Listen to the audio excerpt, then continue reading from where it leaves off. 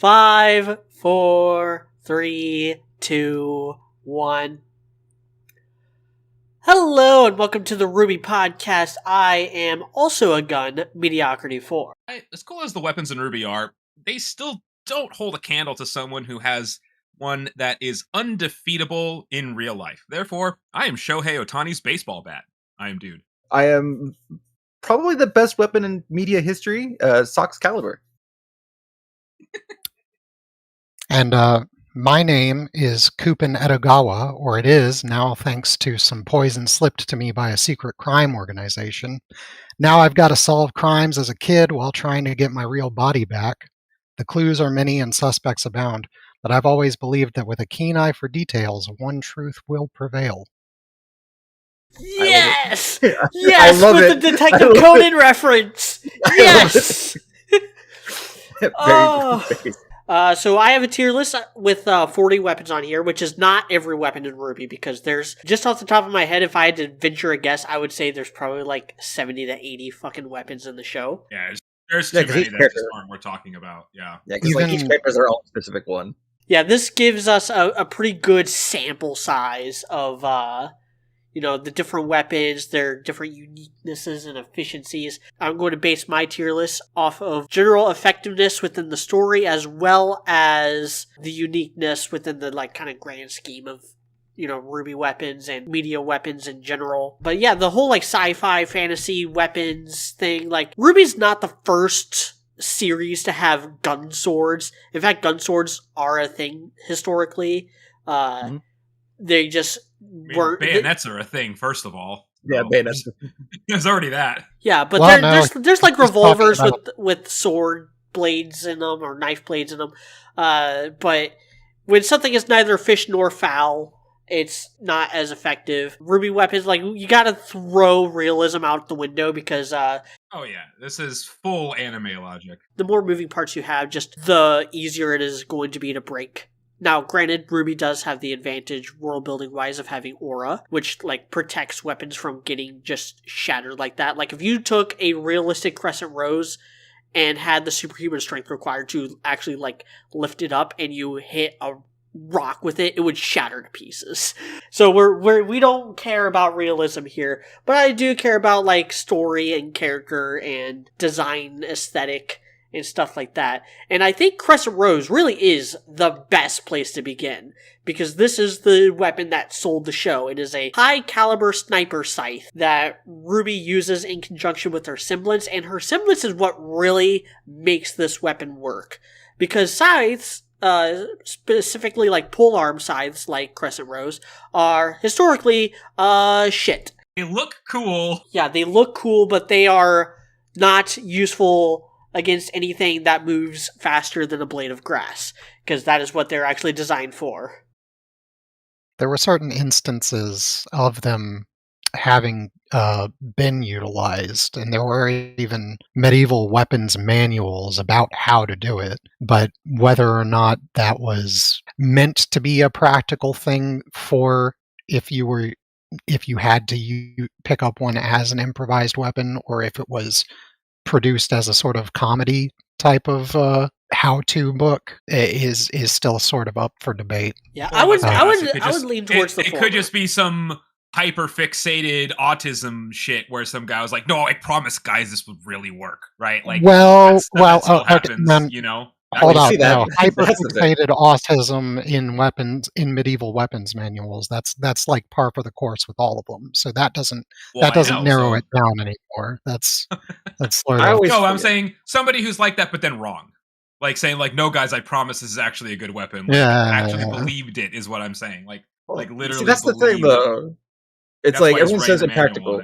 Everyone says impractical until it works. All right, it's like a weapon is still a weapon. I personally think it was kind of in the same vein. There were many manuals that talked about using improvised weaponry, things like even chairs and stuff. So I think that a scythe, which has a big blade on it, having a manual where it's this is, if you've got to use it, this is how, would probably actually be a somewhat practical thing to have around. Makes sense. Okay, well, as impractical as Crescent Rose is, and it It's fucking S tier. It's cool as shit. If you thought the fucking waifu tier list was subjective as fuck, this for me is even more subjective, honestly, because I had criteria. I took that shit seriously, the waifu tier list.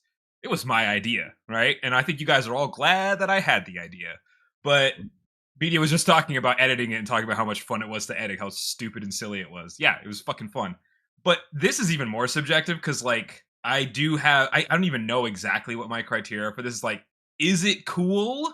And does it work in the show? And is it interesting? I think that's part of it too. Like, it doesn't have to necessarily have a ton of features for me. That usually helps, but like, is it cool and interesting and unique? Like, if it's boring and it's not really that effective, then that's what's gonna make it low for me, right? So I have Crescent Rose as number 1 because yes, sides are stupidly impractical, but I don't care. It's fucking awesome. It fits RWBY's character. It looks cool as shit. It looks cool with her. It's the icon of the series. Not only did it sell the show to Rooster Teeth, it sold the show to the audience. Like, the red trailer would not be what it was without Crescent Rose. The fact that she is wielding and spinning around this fucking gigantic red and black scythe, and like the impracticality of having to, if it being bolt action, I don't mind that they did that because it looks cool as shit to have her cock the gun all the time. It looks cool, it has a handle, so like that makes sense. So yeah, it's fucking awesome. It's S tier. Honestly, I think it's my favorite weapon in all of fiction, honestly. Yes, I completely agree. I've modded so many weapons in Monster Hunter with fucking Crescent Rose. The center, I own over 30 figures right now, and I've got another like 10 to 15 on order. My centerpiece of my collection is my 1 to 7 scale Ruby Rose from the Ice Queendom one, but not the snowboarding one. The one with her wielding Crescent Rose, because that's the best RWBY figure they've ever made. And Crescent Rose is like front and center, and it looks fucking sick. I'm looking at it right above my main screen right now. That's why Crescent and RWBY's not even my favorite character of all these characters I have, but Crescent Rose is the reason why she's the centerpiece, because that weapon is that fucking awesome. So Crescent Rose has a lot going for it. Piggybacking off of that, harvesting scythes do have the little secondary handle that juts off of the shaft. Crescent Rose's little bolt action lever doubling as that is a really neat touch. I mostly love the way that RWBY uses it. And this is kind of a thing that her and Yang do a lot. We'll get to that when we get to Yang. They use the recoil of the gun to enhance their mobility. That is something I don't see a lot of in other fiction. Like, the only other thing I can think of that does that is Bakugo from My Hero Academia, with the way he uses his exploding palms to basically fly around. The gun itself in Crescent Rose is my favorite gun in RWBY. So, like, even if you took the scythe blade off and just made it the rifle, it would still be like high A tier, just on its own. The sound design of the scythe is really cool. The sound that the gun makes when it is fired is cool. I like that RWBY carries different specialized types of ammunition. Like, she has the electric bolts, she's got the flame bolts, gravity bolts, which is so underutilized, it hurts me. The main drawback of a scythe is that because of the way the blade curves, when you're like swinging it, you don't have a whole lot of effective range for the blade itself. Especially in the case of Crescent Rose, where it's just the inside of the blade that is sharp and the outside of the blade is basically flat. But RWBY does two things that completely negate that problem. The first is the War Scythe mode, which she only uses a handful of times throughout the series. She does have it. She does have it to where the blade is able to extend further and become more like a glaive or a spear. Just go parallel to the shaft, Yeah. Like. Does it in the Red trailer during her final little combo against all the Beowulfs. She does it, I believe, in her Volume 4 character short against the Barangel. I know she does it in Volume 6 during the train fight, during her big combo attack with Crow. And I want to say she also does it in Volume 4 against the new Clavi. I might be wrong on that. I might be misremembering that. But she pulls it out a couple times, and every time it's like, God damn it, RWBY, why don't you use this more? Because that would put this in a league of its own if she used that form more. And the second thing, and the thing she uses even more often, is her semblance. The other thing is that two-handed scythes like that are designed for harvesting grain. That is their primary purpose. With the way RWBY is able to move at theoretically infinite speeds, because of the way her semblance works, she could theoretically move infinitely fast. She's basically able to use the scythe, like keep the scythe blade behind her as she's running past enemies and just harvesting them. She's like a literal Grim Reaper, even more than the character who is referred to as the Grim Reaper. So I have to have this in S tier. Even if it ends up being at the bottom of S tier, there's only going to be like 1 or 2 weapons that I think have a chance of being even better than this. Like, just every flaw what are you talking about? There's nothing. No. Crescent Rose Hold on. is like almost. We'll get to them. No. Actually, I'm calling bullshit. I'm calling bullshit now. Why are we posting our tier list, but Media hasn't posted his? Yeah, because I'm editing. Already. This is fighting words already. I mean, fairness, he does get that privilege because he does take the time to edit, and it's his channel. So that I'm not arguing with. Because I like to keep you guys on your toes. I want to fight. Something I'm here to fight. Rose. And this is coming from one of the number one Renora fan and Nora fan that I know of, and I still can't put anything above Crescent Rose. Come on. All right, we're ready to fight. We're ready to fight. Yeah. Well, it's like I'll keep you guys on your toes. I don't think it's just Crescent Rose is so fucking iconic, and it's just visually appealing, and yes. But also the effect that we talk about like the sniper, and we talk about the scythe and the war scythe mode, but I think the actual gun mode is actually very underappreciated. Like I love it. Like shotgun blast she does. Yeah, so anyway, I put Crescent Rose in A. I was hoping we could just skip you because you didn't even put an S tier. I saw that. And I was just hoping, like, how sometimes we accidentally don't let you speak? This time I was trying to purposely not let you speak. I think I have a very good reason to not put a Crescent Rose in S tier. Let's hear it. It was because I was trying to make the pyramid type thing with my tier list so that it would be like a stair step type deal more. And mathematically, it just wasn't able to work out quite right because, like, if I tried to do it with like the bottom with all the Fs, it would just have like one up top, and it would make it weird. So I wound up having to make it a little bit janky, but it is very stair steppy. I have like almost +1 in each one except for B and C. What? Yeah, I mean, he's right. Like that is the way his thing is set up. I hate that I didn't notice that at first. Oh.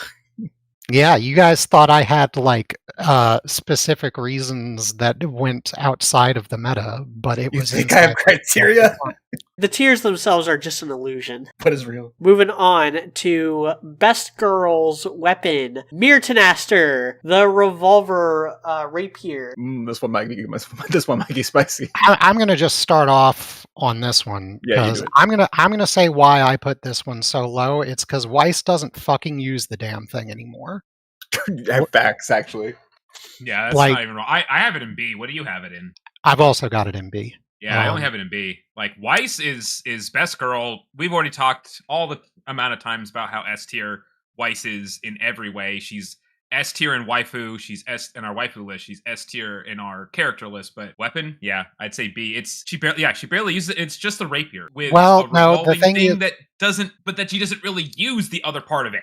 So she ends up basically just using it as a normal rapier. That's not that interesting. Like I go by the history of it.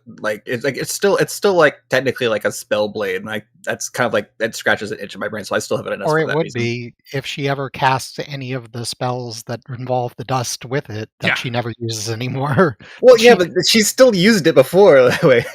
She did use it before. I think that's probably even when she did use it, like the couple of times that I can remember of her actually utilizing the dust were just in volume 1 and 2, though. By volume 3, that was when she started up with the summoning thing, and we didn't know it at the time, but it was going to become her entire bread and butter. Yeah. she was going to just strip her entire heuristic in her head every time she fights. She goes down a checklist. She's like, did I summon something? No. Summon. Have I already summoned something? Yes. Did it break? No. Jump around on glyphs, maybe. Has it not broken? Also jump around on glyphs. Yeah, and I go by the full history of the weapon when I do my tier list. It is a good point to bring up that she has completely dropped the actual like spellblade work. She's just relying completely on her just the revolver glyph part of it is the thing. Like it's there. She just never that particular part of it is there. She stabs things with it still. She doesn't use the other part. Is the one thing.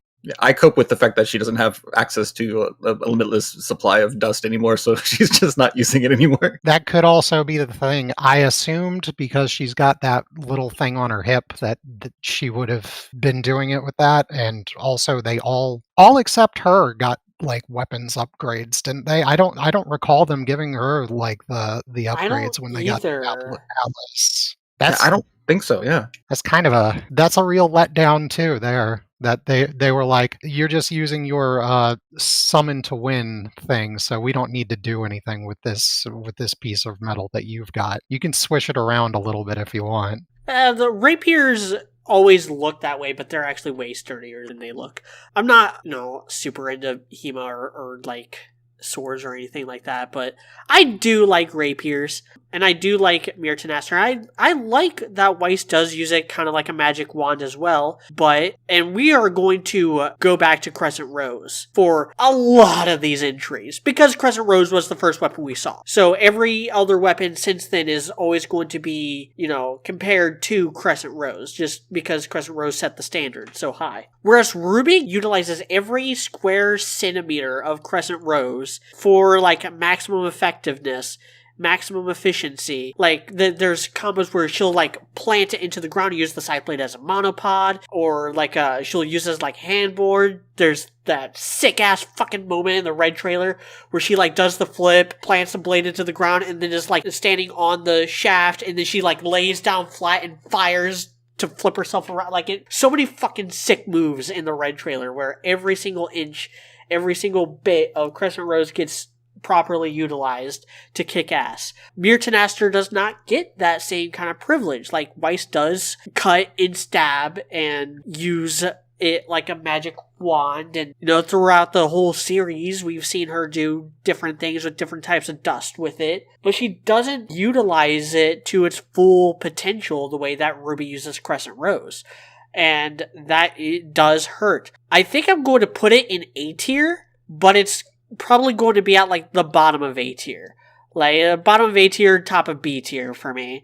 Because, again, like, as good as this, it's called a multi-action dust rapier. As cool as it is, Weiss just isn't using it to its full potential. And gotta take points off for that. I could, like, let her get away with that if like, the revolver part of it that had the dust was, like, it had, like, crazy recoil or something, and she only wanted to whip it out, like, as like a last measure of sorts, or it would be like it would be kind of like Piccolo dropping his cape when he fucking she uses it. If they had like framed it like that this thing's got like a magnum, it'll blow all the dust in one shot if I do it with that, then I could see them getting away with her not using it, but they don't frame it up like that, so I can't give it to them on that one. If we want to like because I still think of like whole thing as like the history of it is like she was like this like kind of like spellblade caster kind of unit, and it's like that's why I still have it ranked very highly. But it's like very good points. And if you want to go back to like the white trailer, since we're talking about the red trailer. Like she was doing all this like fancy like magecraft and like and like ice skating on her glyphs and stuff like that, but she doesn't do that stuff anymore. So it's like I really should put it lower, but it's still such a cool weapon. It's just not being utilized right now. If you kept doing cool shit with it, then I could put it in A or S, but right now it's in B because it's not as special as it used to be. Like it used to be pretty cool. It's sad. I can't even deny it, but it's just like I still have fond memories of stuff. Moving on to Gamble Shroud Blake's Oh god. variant ballistic chain scythe, which is a stupid fucking name for this decent weapon. I don't know why they even have names. Like, What part of that is a scythe? So when it's in its like pistol form, I don't actually know. I guess when it's in its pistol mode, the like sword blade when it folds down, it looks kind of scythe shaped, but it's not. It's like not a scythe and scythe-shaped. sickle. It's a scythe and sickle kind of thing. It's It's as you were closest like to like a scimitar. Like, yes, a curved sword blade does not automatically equal scythe, you fucking idiots. I feel like, well, I'm trying to see where I even put it, like, on here. The I can't. picture's a little bit awkward with it, so it's Yeah. kind of hard. Oh, to see. okay, yeah, I saw it. I actually put it in A. I like it for a couple of reasons. One, it's got the ribbon attached to it that can be used as like to where it can be used as like a grappling hook and stuff. I think that's cool as fuck. Two, it's got the sheath with it that is also kind of a cleavery thing that she can use. And I think that's really neat. In terms of like it turning into a little sickle thing, like I think that is kind of lame. So I didn't put it higher.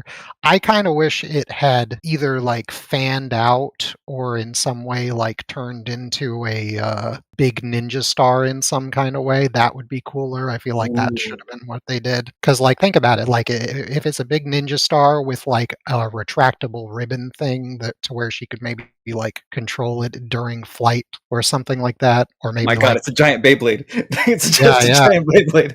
yeah, something like that. That would have been cool, but they didn't go with that. They went with like the just making it essentially a fishing hook, which is still okay. Like I said, the grappling hook kind of efficacy of it is useful. I like that. So I just she also kind of doesn't get a whole lot of times to use it. I feel like most of what she deals with it are like goons and mooks and stuff. She hasn't really gotten that many cool fights on her own. She got the one against Roman, but that was inside of a train car that didn't really let her use like any of the acrobatic. There was also like a dust semblance combo showcase. She just used the dual wield sword cleaver mode and then her semblance that whole fight. And that is basically, I think, the only one-on-one fight she's had in the entire series, because I'm not counting any of the Grimm fights unless it's against one of the bigger Grimm. The Sea Dragon Grimm in Volume 4, she fought with Sun. Torchwick in Volume 1, she fought alongside Sun. Ilya, she also fought alongside Sun. Adam, she fought alongside Yang. Elm and Vine, she fought alongside Yang. So, like, she just doesn't have a whole lot of moments to use the different versions of her weapon. I would say with the Sea Dragon that she did use the weapon pretty good from what I remember in that, because that was more of an open environment where she was able to do a lot of acrobatics with it and stuff, and they kind of showed that off. The Sea Dragon fight was... Yeah, that's also the moment where, like, how fucking long is the ribbon on Gamble Shroud? Or I should say, how long was the ribbon on Gamble Shroud before Cinder burned it away? That's the real semblance of Blake's. Oh, I forgot that Cinder burnt it. Maybe I should have lowered it like, off of that. at the end of Volume 8. That's how RWBY and Blake fall into the Ever After. Like, RWBY falls, Blake actually manages to catch her, is swinging on Gamble Shroud, and then Cinder's just like, no, you fucking don't.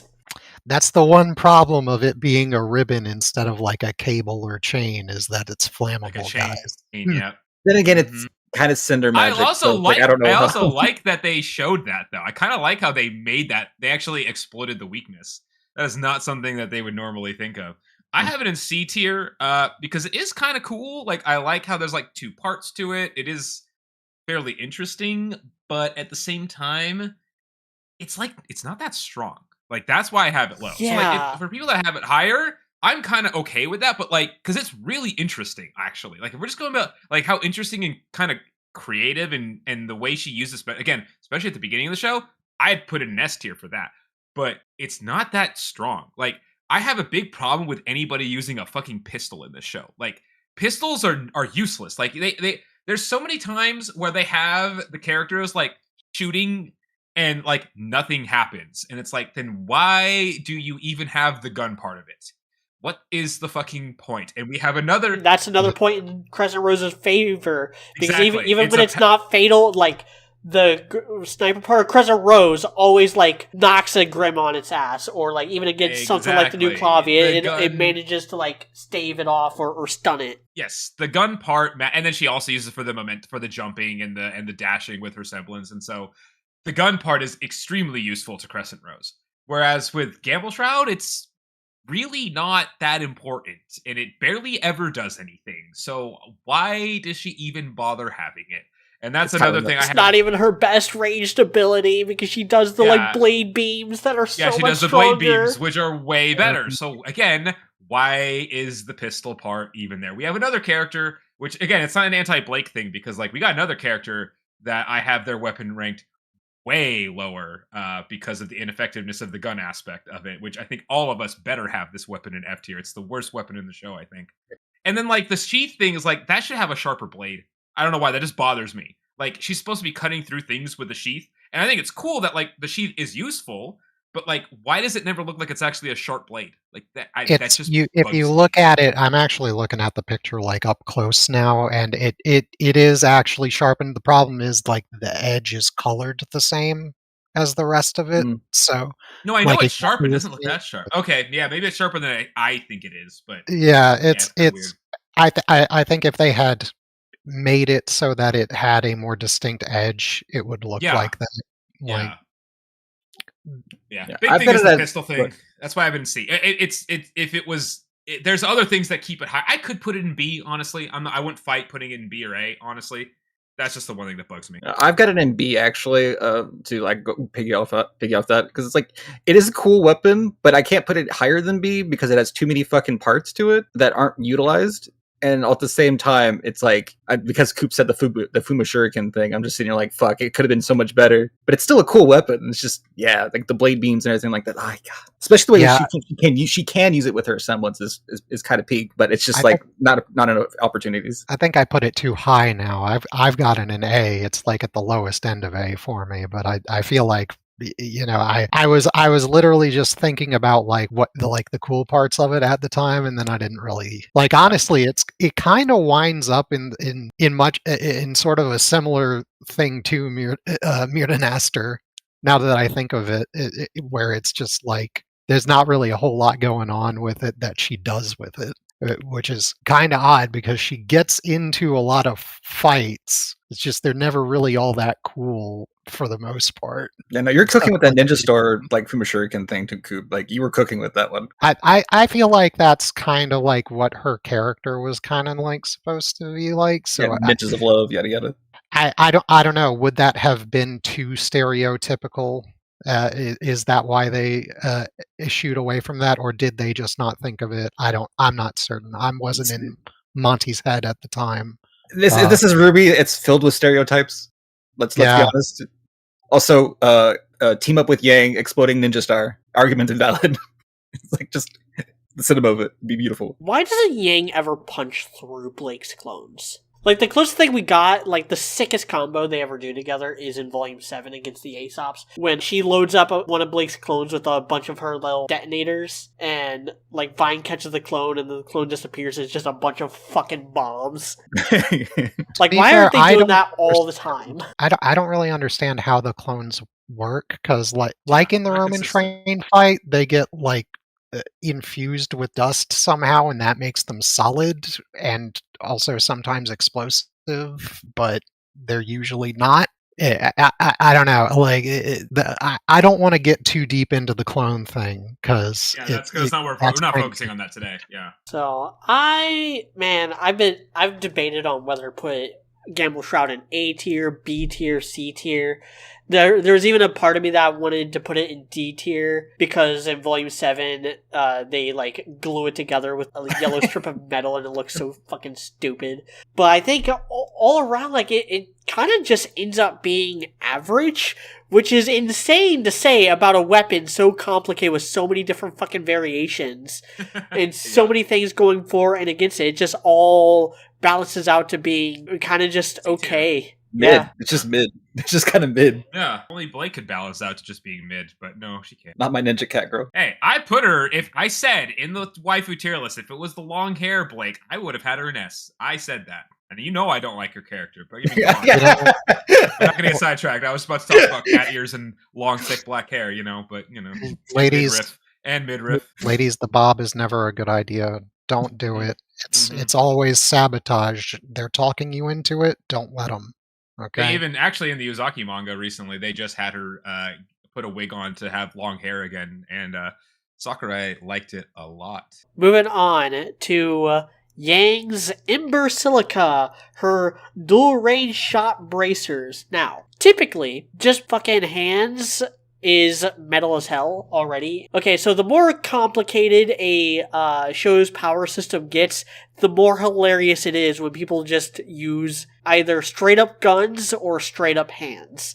And Yang's is both. And usually this would be a not effective weapon, but much like her sister, she really did design these weapons with her power in mind, because this is the perfect weapon for someone whose semblance requires them to get their ass kicked a little bit. Like, this doesn't offer hardly any protection. It gives her, like, zero range. Like, she's able to, like, fire, like, missiles and stuff from it. And she's got the little detonators now after her little Atlas upgrade. But overall, like, this is a weapon designed to let her, like, take hits and dish them back out. And she is great at that. And, just like RWBY, she also has the mobility factor where she will use these to fly around like she's fucking Bakugo. I really liked it. I put it in A mostly because of the reload animation that they never use with it again. Like, it was such a cool reload that uses like belts of shotgun shells to slap into them that I was like, wow, that's awesome.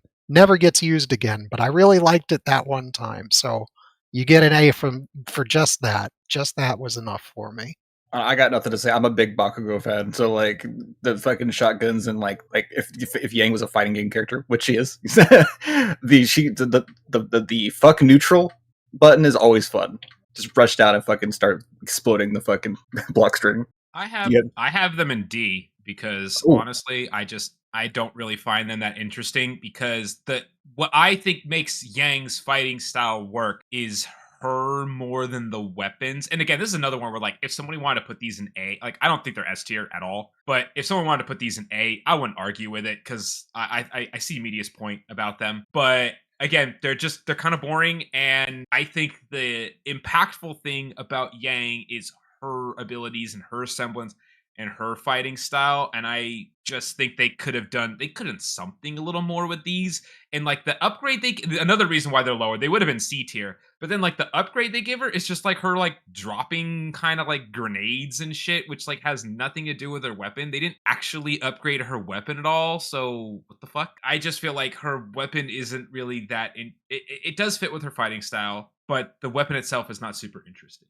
So that's why I don't have it very high. But again, this is one where I'm like, I could absolutely see people arguing it way higher, and I would not really argue about it. There's ones that I have low where I will fight to keep them low. This isn't one of them. I just find them kind of boring compared to other weapons in the show. But I guess I'm kind of glad they exist because they're different, I guess. So I don't hate that they're there. I just think when they upgrade it, like, I don't know, give her like more different types of rounds and shit to use or something. Something that makes them a little bit more powerful and impactful or something. They could do stuff like that, but then they just don't. She does have like kind of like a ranged thing that she can do. Maybe if they just utilized that more. Just put her in more situations where it's like thing is flying around, I can't reach it with punches. Maybe I should use my rapid punch ranged thing against it for this instance. Like, yeah, because like, they don't do that a lot in the show. They've only done that like a couple of times, like Media said. Yeah, it makes her very limited. Yang is probably just overall the best fighter in Team RWBY. Because to Dude's credit, like, her actual fighting style and her combat abilities is honestly more interesting than the weapon itself. Like, she could very easily just fall into just being a boxer, being a brawler. But no, she does a lot of, like, spin kicks and flips and grapples and stuff as well. Like, she is a very versatile hand-to-hand fighter. Probably the most versatile hand-to-hand fighter in the entire series. Granted, that's a kind of a low bar. He uses her legs. It's not like she never uses them. Why not have that? There's no reason not to. Like in Yeah, terms you of like could in have the given show. her, like, boots as the upgrade, is what you're saying? Like, Yeah, that'd be but, sick. If she had both, that'd be fucking sick. would they be And shotgun boots, though, is the yeah, question. Okay, No, okay. they would be okay. sniper Yeah. rifle boots. Okay. I'm just Rocket saying boots. that what there's no reason not to do that within the rules and logic of the show. There is no reason for her not to get that because it's not like she never uses her legs. She does use them. She does kick. So there's no reason not to give her that. And that would open up Yeah. so many cool things that she could do. And then honestly, that'd be S tier. I'd go straight to S tier if she had that. Just make She her could bounce from curb PSO2. stomp people with like a shotgun curb stomp. That would be pretty neat. Like Mhm. finish off a room like that. That would Fuck be yeah. cool. Coming out looking like when Yoruichi pulled up on Aizen. Remember that? She came in with like the fucking like bracers that Urahara gave her on her arms and legs so that she could punch God mode Aizen. So next we have our first villain weapon here. Melodic Cudgel. Roman's grappling flare cane. And I wish that there are several weapons that do follow this where it looks like an unassuming item. Ember Silica kind of falls into this too because Ember Silica, when Ying's just walking around, it just looks like she's wearing bracelets. Roman walks around with this cane and so much of his body language is tied to that cane. And then it's also a Roman candle looking ass gun that also has a cartoonishly long grappling hook on its cane end too. Roman doesn't get enough use out of this being a good grappling weapon. Like, he mostly just uses it as like a beating stick and a gun in the handful of fights he gets. But it is still really neat, and it does, this being the first weapon we see outside of the trailers, this and Crescent Rose being the first two weapons we see outside of the trailers, it really does help solidify RWBY's design ethos. And I do like it for that. There's just not a whole lot to talk about with this weapon and the way it gets utilized. So I gotta have it, and it's gonna be my first B tier. I've got it in C for somewhat similar reasons to what you said. That I gushed a lot about on previous podcasts for real fans who remember about Roman utilizing his cane in his like sort of monologuing and stuff. In fights, Roman's cane is not all that cool, primarily just because Roman gets like his ass handed to him a whole lot. Like, yeah, that's true. And I feel Roman's character didn't kind of translate into his fighting style all that much the way I would have liked to see it. I feel like if his cane had been a sort of Swiss Army knife that had a bunch of uses, not all of which he would let the other person in on during the fight so that he could whip out a new thing every so often to trip them up. I feel like if it had more of those, like just more stuff in it, I feel like is what it needed. The gun and the grappling hook are okay, but he's kind of open with those. If there was like some sort of hidden secret compartments that he would trick people with, and he had a more like tricksy fighting style, then I think I would have bumped it up some tiers, but it doesn't, so I didn't. Like, I like how it looks, and it is cool that it has like, it's something that you can just kind of carry around normally, but in terms of what it doesn't really do anything that special. And yeah, Roman just gets jobbed like so much. So it's like, I have it in B because it adds to his aesthetic. That is the only reason why I don't have it in C. But this is one where, like, again, if somebody wants to argue lower, I don't mind. I don't think it should go above B. I'd be pretty adamant about like how low it shouldn't be any higher than B. But I probably am being biased because I think Roman looks cool and it adds to his look. But in terms of like how it's actually used that much, it's not utilized too well, and it doesn't have that many interesting successful features really. I think I might have upsold it a little bit too much, but as you stated, like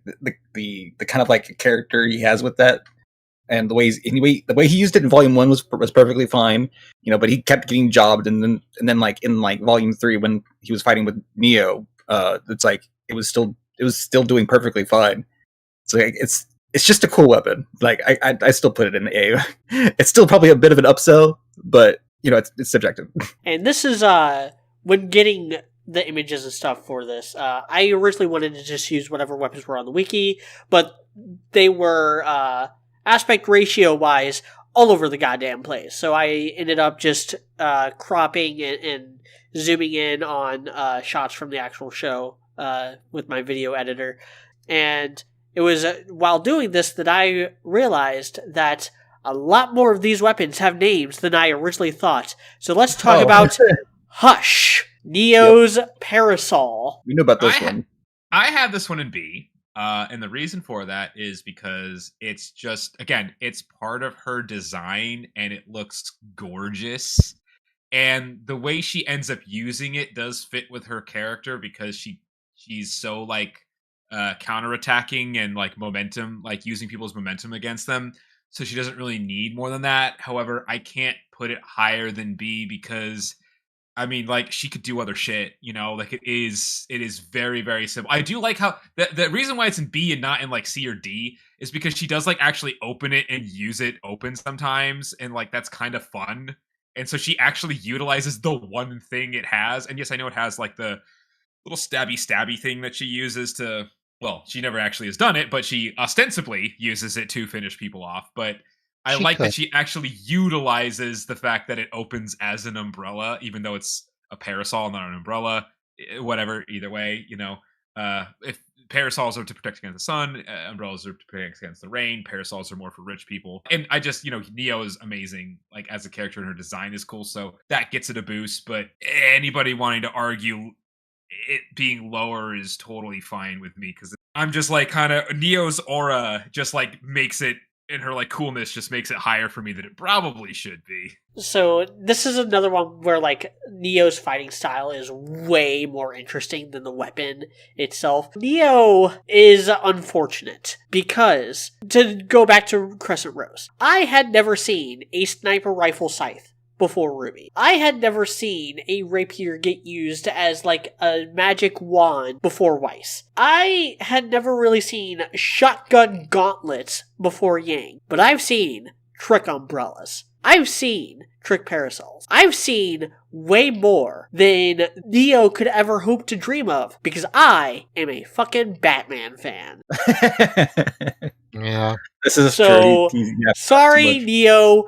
Penguin just does his umbrellas a lot better, a lot more, and has been doing it a lot longer. You want stabby umbrellas? He's got stabby umbrellas. You want umbrellas that also double as fucking machine guns? Penguin's got that. Umbrellas with grappling hooks? He's got that. Umbrellas that are bulletproof for some goddamn reason? What the fuck are these things made out of? He's got that. It's just kind of unfortunate that within the pop media landscape that we have a fucking master of umbrellas as one of Batman's fucking main antagonists. So whoever got the umbrella / parasol weapon in RWBY was always going to get the short end of the stick as far as that goes. With that said, she does get the most out of it. She does use the like kind of hook in to grapple people. It's got like a cane sword part, or at least it does in Volume 2. I think she kind of upgraded that to where the blade can just come out of the parasol itself. And with her aura and whatever the fuck it's made out of, she is able to block like missile blasts and stuff, so that's neat. Enough to get her into C tier at least. Yeah, that's kind of where I put her. I've got her at like the low end of B. The whole like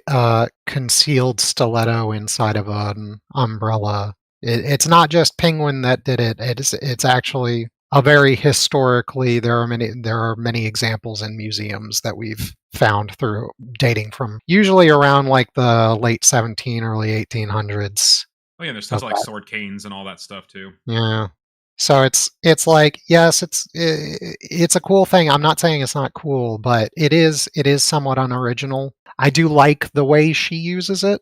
Neo gets a lot of cool fight scenes. If we're gonna go by like how cool of a weapon is, it has to be used in a cool fight. So that in my case has bumped a lot of these up. If I was just judging it on its own, I probably would put it lower, but she gets cooler stuff to do with it, so she gets to have a cooler weapon on my tier list. I'm sorry, guys. That's just the way the cookie crumbles. So next is RWBY Bong and Jingu Bong. Sans lever action shot staff chaku. I swear to God, whoever is editing this wiki is just making shit up.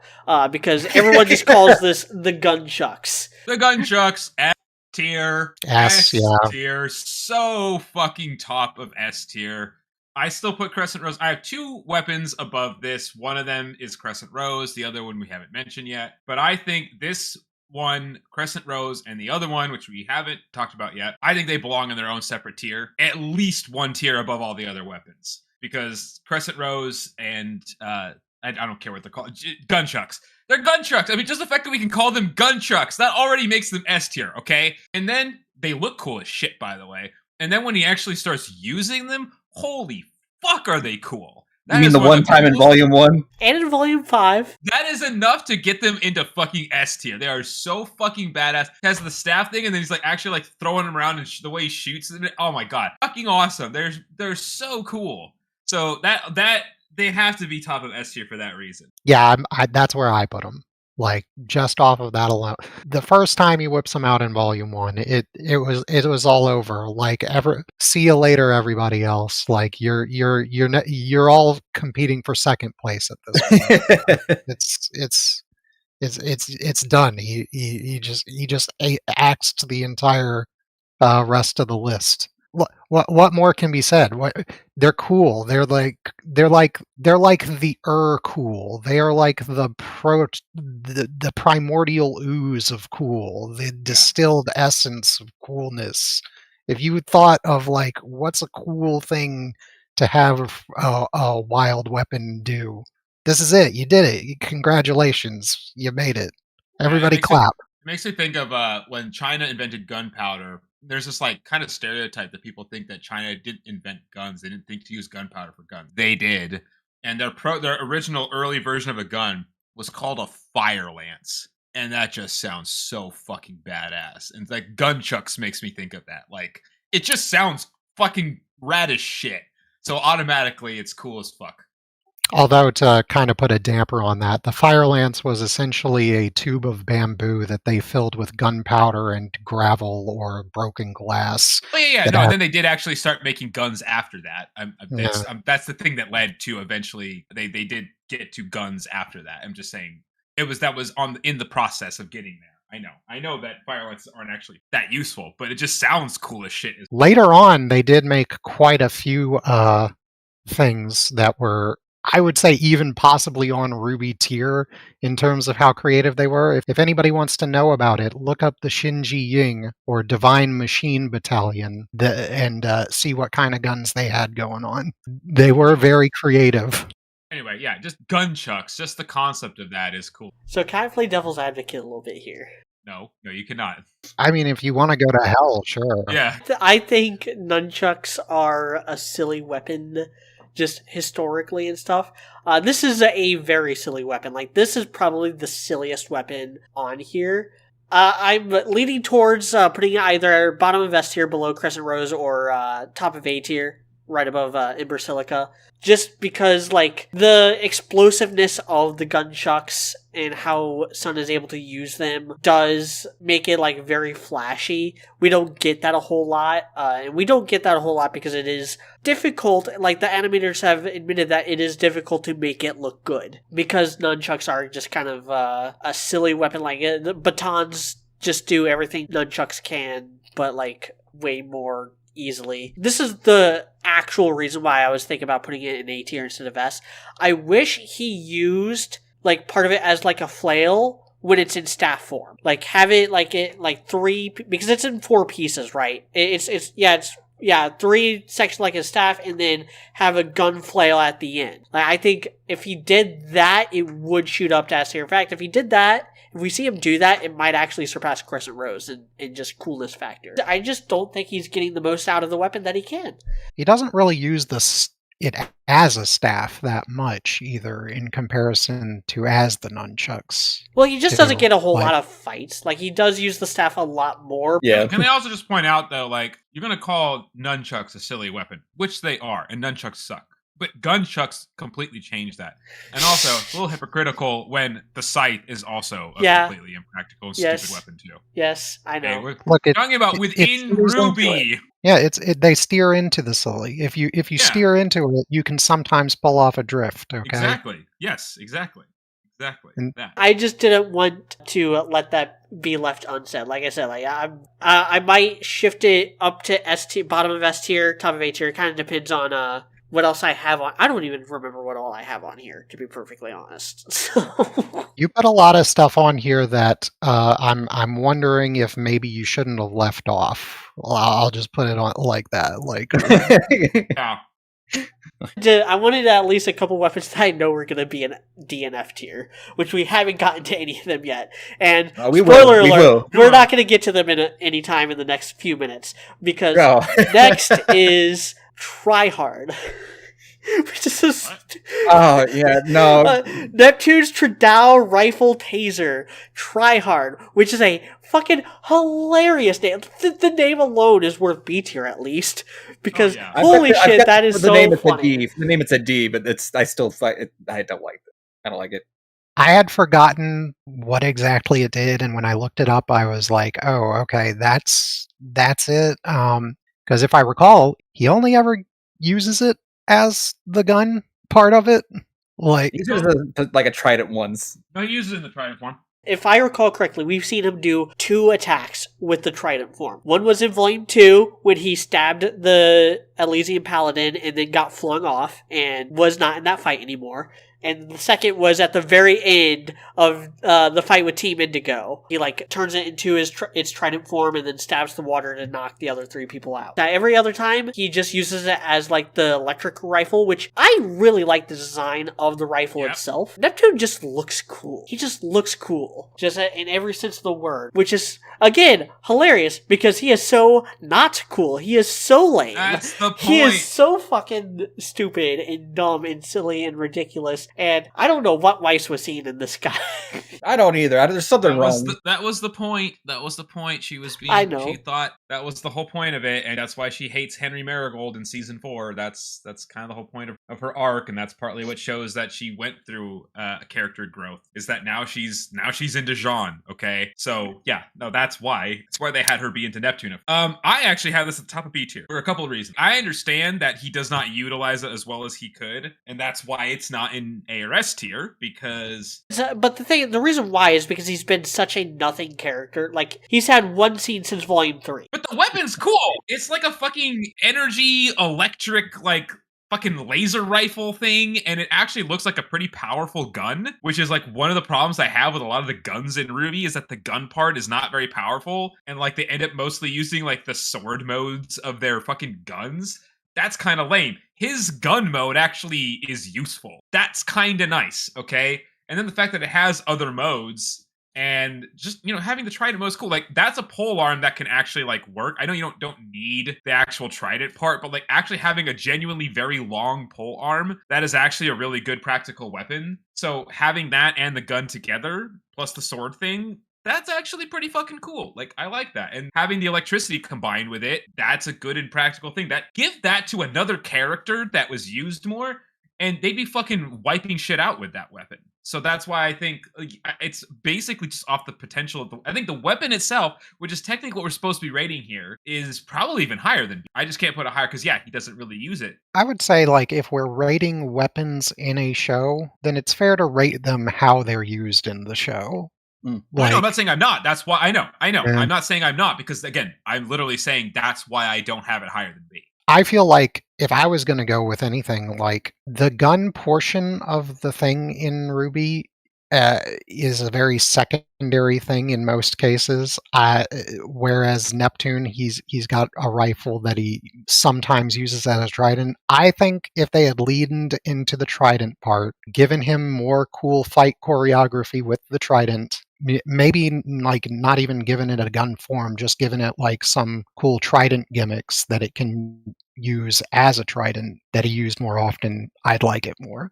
But it's just, for the most part, he uses it just as a gun, and when he does use it as a trident, which is very little, it's kind of lame how he did it, and I can't put it any higher than F. I have to leave it in F. It's If it had been more of like a railgun kind of like thing, then yeah, it would have been way cooler. But he made his weapon into a trident, but he never acts like a frontline fighter with it. Well, and again, like you have to weigh heavily on what we see it do within the context of the actual show, because like it could rocket up. Like if he's still able to do ranged attacks when it's in its trident form, that's a bonus. That's another thing that, again, like Crescent Rose, that's something Crescent Rose can do. Like it doesn't have to be in its gun mode to be a gun. It can be in its full scythe mode and still have the gun functionality. That's part of what makes Crescent Rose so well designed. Well, media, maybe I am wrong. Can you go ahead and look up the RWBY novels that are semi-canonical so we can know whether or not he does any cool I already stuff? have them on Audible. They are on my to-do list during this vacation I'm taking. So anyway, next up is Harbinger, Crow's shotgun scythe. This is an interesting weapon to talk about in conjunction with Crescent Rose, because this is much like Crow's design overall. They were basically working backwards. They're like, okay, what is a less cool version of Crescent Rose that could feasibly be inspiration for Crescent Rose? So they were like basically working themselves backwards, trying to make a middle evolution, and to put it in Pokemon terms, if Crescent Rose is the final form, Harbinger is the middle evolution, and Maria's Scythes, which I purposely kept off this tier list just in case we want to revisit this, that would be like the starter evolution. This has a couple things going for it that Crescent Rose does not. The first, and I think most important, is that when it's in its scythe form, it's got sharpness on the outside of the blade as well, which gives it a lot more like versatility in terms of like its effective range. Crescent Rose has, but only in like kind of the middle. Yeah, not as well. I think the gun is a lot worse than Crescent Rose's gun, although it is still pretty decent. The double barrel shotgun is still kind of cool. It's also got a sword mode, which he uses a lot more than the scythe mode, which I kind of felt cheated by in Volume 3. But we get, several really cool fights out of that. It is an oversized sword, which I'm not super fond of, just overall. Oh, so we're fighting. I'm not a fan of like the oversized, like gargantuan swords, which Harbinger isn't really quite that bad, but it kind of is, especially with how like lanky Crow is as a person. It just kind of looks silly. But overall, like I said, like, there's some things this does even better than Crescent Rose, but not enough to put it in S tier. And I think the real deal breaker that's putting this on, I'm putting this at the lower end of A tier. And the real deal breaker is that Ruby's semblance is what makes Crescent Rose work. Crow does not have that going for him. Crow's semblance does not gel with this weapon at all. In fact, it kind of makes him look kind of like an idiot, because with any kind of pole arm or something, especially when you're swinging it around the way he does, you don't want bad luck. That, that's not so much bad luck as it is stupidity at that point. Like, this is a bad weapon to have when your semblance is something that can cause misfortune to your allies. So I had to have this on the lower end of A tier. Okay. I put it in A tier, also kind of on the lower end, but I put it up there because I thought the way it was introduced was cool, because I thought that the way they introduced Crow was cool, and it was sort of like mimicking that. It was a very anime-esque thing. Like I said, with like Piccolo dropping the cloak type thing, that was how they kind of introduced this weapon alongside Crow at first, where if he goes into the scythe mode, it was going to be him like going gloves off. The sword was kind of just like him being sort of nonchalant, and then later on, and like we see, he almost does it in the middle of the fight with Winter. Later on, when there's like a couple of Grimm, he decides to use it and just insta-kills them like that, single frame. I really liked that in Volume 3. Later on, he doesn't. Crow in general just goes off a cliff after that, so it's that's kind of, luckily for his site, that's almost all I have to judge it off of, except for the later fight with Tyrion and stuff, in which that fight itself was okay looking, I guess, but it was sort of, it didn't really I wouldn't say any of the weaponry in it really stood out all that much. Like during that fight scene, they didn't really utilize it a lot. And to be fair, like they also had like it was a really kind of bland environment to do it in because it was just like a flat open ground with sort of nothing going on. So I guess they didn't really think of anything to do there to kind of like show the weapons off more. I've still got it in A because I still thought it had a cool introduction, but it is it is kind of like I'd say it's underutilized for what it could do. Yeah, still. Which that seems to be a common theme with a lot of these that we're going over. That's the theme of the show, okay? Yeah, I guess. So, I mean, right? It's I have it in the middle of S, actually. I have it probably the highest out of everybody, if I had to guess. Yeah. And that's because what media said at the beginning was it's supposed to be a middle evolution of Crescent Rose. And so it's not supposed to be as good as Crescent Rose. And I think they achieved that. As mentioned, the gun version is not as good. And it doesn't work with his semblance as well as Ruby's weapon works with her semblance. The thing that the advantage it has over Crescent Rose is the sword mode, which I think is pretty cool, and it's very practical. So like it's almost like, he uses the sword mode more versus people, and he uses the scythe more versus Grim. Not that completely makes sense, but I still like that. I think that's a nice touch. I feel like it accomplishes its goal. First of all, it looks cool, and it fits with Crow's character really, really well. Like he looks cool. That's a big thing, and it works. He uses it well, and he doesn't use it as well as some characters, but like, given how underbaked the utilization of so many of these weapons are, I would not put Crow near the top of that list. I would still say he does more cool shit with his weapon than most people do with theirs. Not everybody, obviously. I do agree that, yes, it's a little bit underutilized, but that's, again, like, there's so many more characters I can think of that fall victim to that more, like we just talked about Neptune, Weiss, the Gunchucks even, and I have those higher. I actually have one higher, exactly. But so that's why I think that's not the biggest issue, because again, we're rating the RWBY weapons against other RWBY weapons, so you can't fault it too much for that reason. And it does fit its goal of it's a middle evolution. It's better. It's there's more going on with it. It should be an evolution of Maria's, but it's not quite as cool and well utilized as Crescent Rose. So it achieves what it's supposed to achieve. So that's why I have it. I wouldn't call it a middle evolution. I think it's more of like a regional variant, just a bad nature. It's a dialect. Maybe if they had given him a better semblance than his stupid semblance that everybody but that's more Crow. That's more Crow than the weapon. But yes, I do agree with that. Like, yeah, I think a lot of I don't think there's anything wrong. I think, like I said, most of what's holding the weapon back is the guy holding it. I feel like it just that it's going to be kind of, like I said, common across these, that you got guys that are given things that would otherwise be cool, but have to get put in the hands of people who don't get cool things to do with them, So next is Omen, Raven's telescopic blade dust sword. It's a dust sword. It's a big sword. It's a dust sword. It's cool. It's a really big, long dust sword. Yeah, I mean, it's based on a Japanese odachi, which is an anti-cavalry sword. So some people think. Cinema. Its actual usage was debated, but it did exist. And the actual ones were so large that they needed 2 people in order to even unsheath them. So any samurai that used one had to have a retainer on hand to carry the sheath around for him. That's kind of based, actually. Yeah. Yeah, through the wonders of RWBY science, Raven is able to do it on her own by making the blade telescopic, which just makes it weaker. I do remember it, clipping out of the sheath, I think the first time she took it out. It's supposed to be, extending as she's drawing it. I have it in A. It's fucking cool, and I like how she has, almost revolver of, different things she can put into it.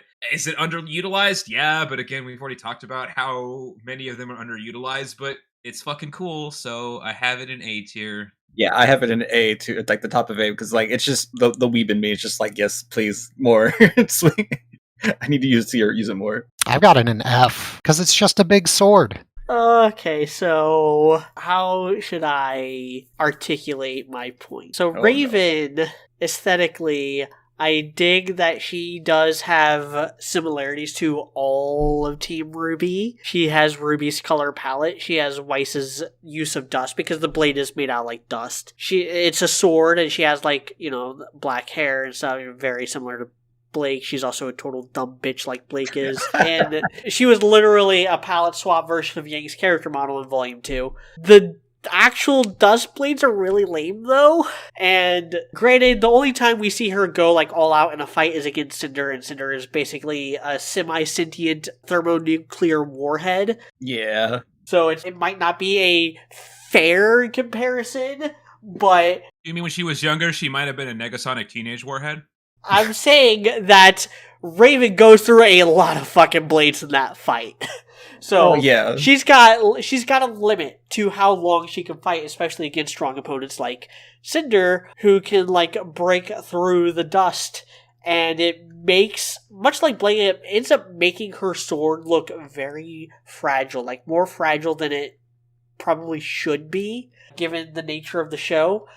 And so I kind of had to put it next to Blake's sword in C tier. I think versus like anything other than a fucking like maiden, like she's got so much utility with like the different like elements, and it's just a giant fucking blade of like dust and elements. It's just like how could you not love that? I don't love it because I think it's boring. Shrug emoji.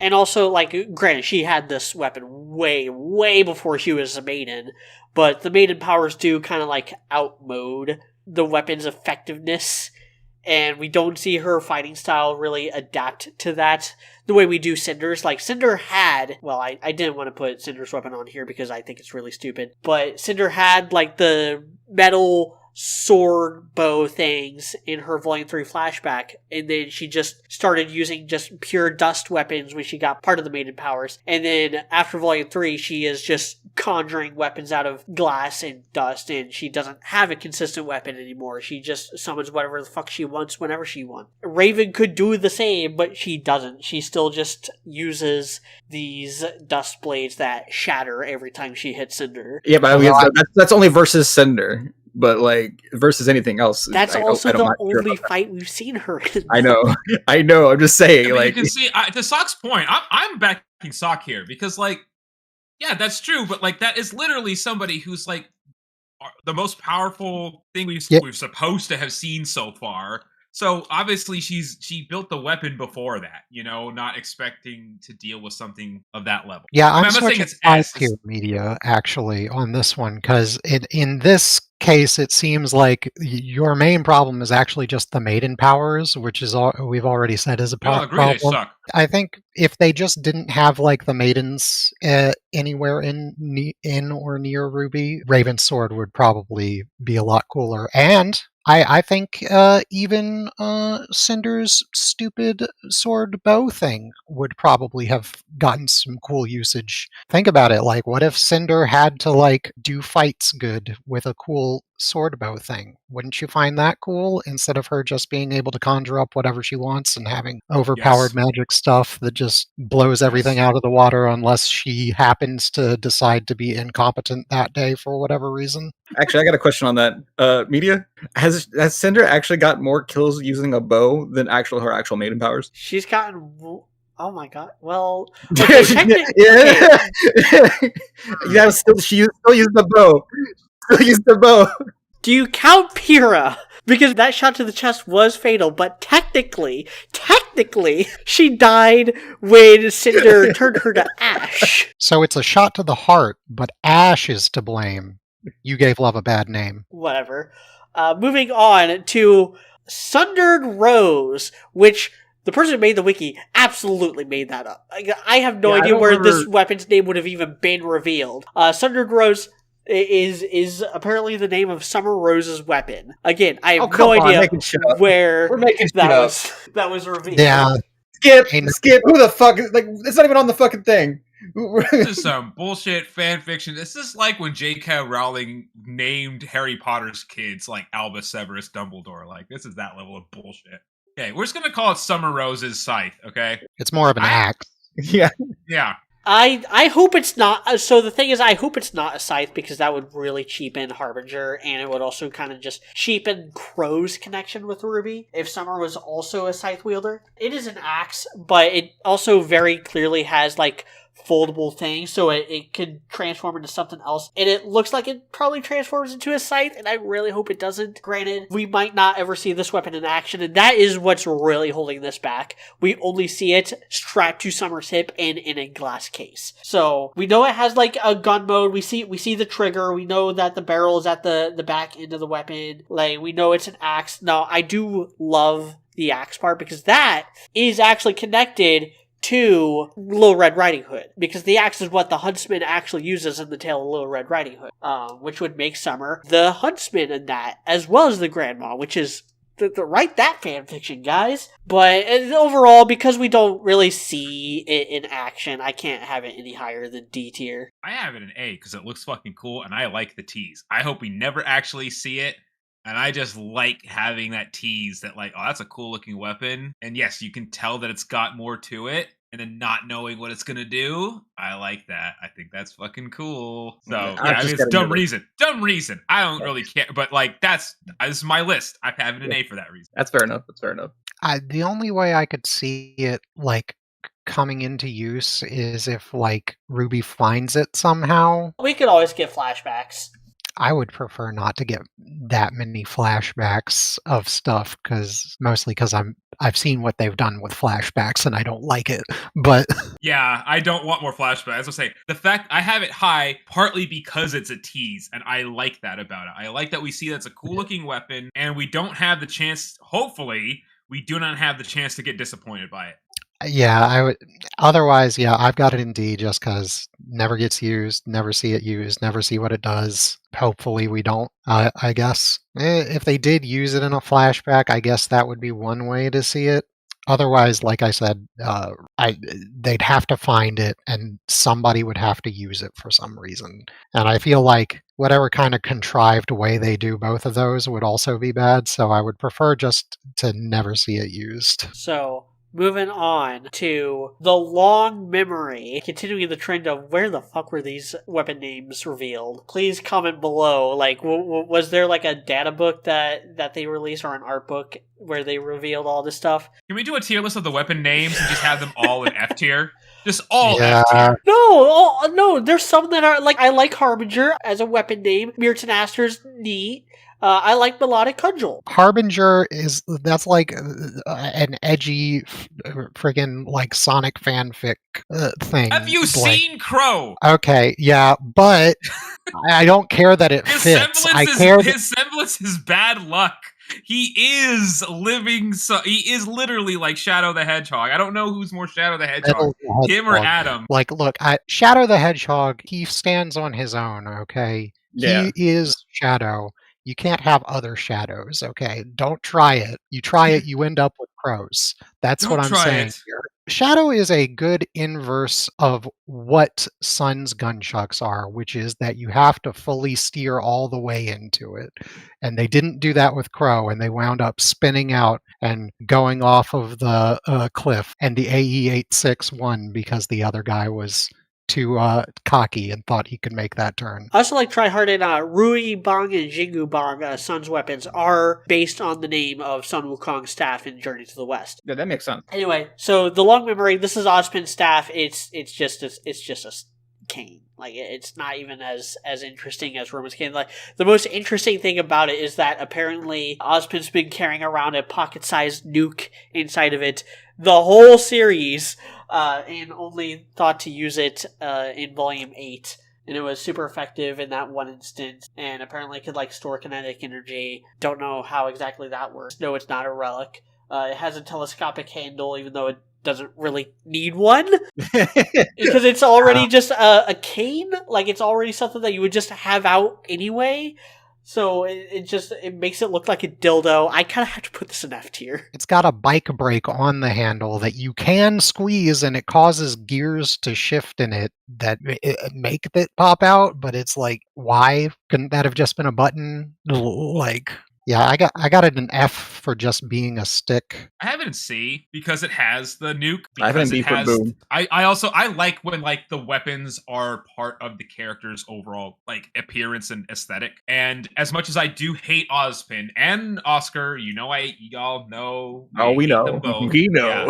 know. You know I hate them both. But like in terms of Ozpin's character design, like it does fit with him very well. And like he's a wizard. He doesn't need a weapon that can do a lot. You know what I mean? Like he doesn't need that. To me, it's fine that like his weapon is simple. I could absolutely see it being DRF though. I really don't care that much. This is one where like C should be the ceiling. I have somewhere like I think my rating is the ceiling. I have somewhere I think my rating is the basement, but like this one definitely C is like the ceiling. I aesthetically I like how it looks with his character design. So that's why I have it a little higher than it would otherwise be. I just have it because like literally like as soon as he actually used that thing, it's just like the fucking shock and awe of like holy fuck, like kind of eclipsed all of the like it kind of like was like, oh, that's what it does.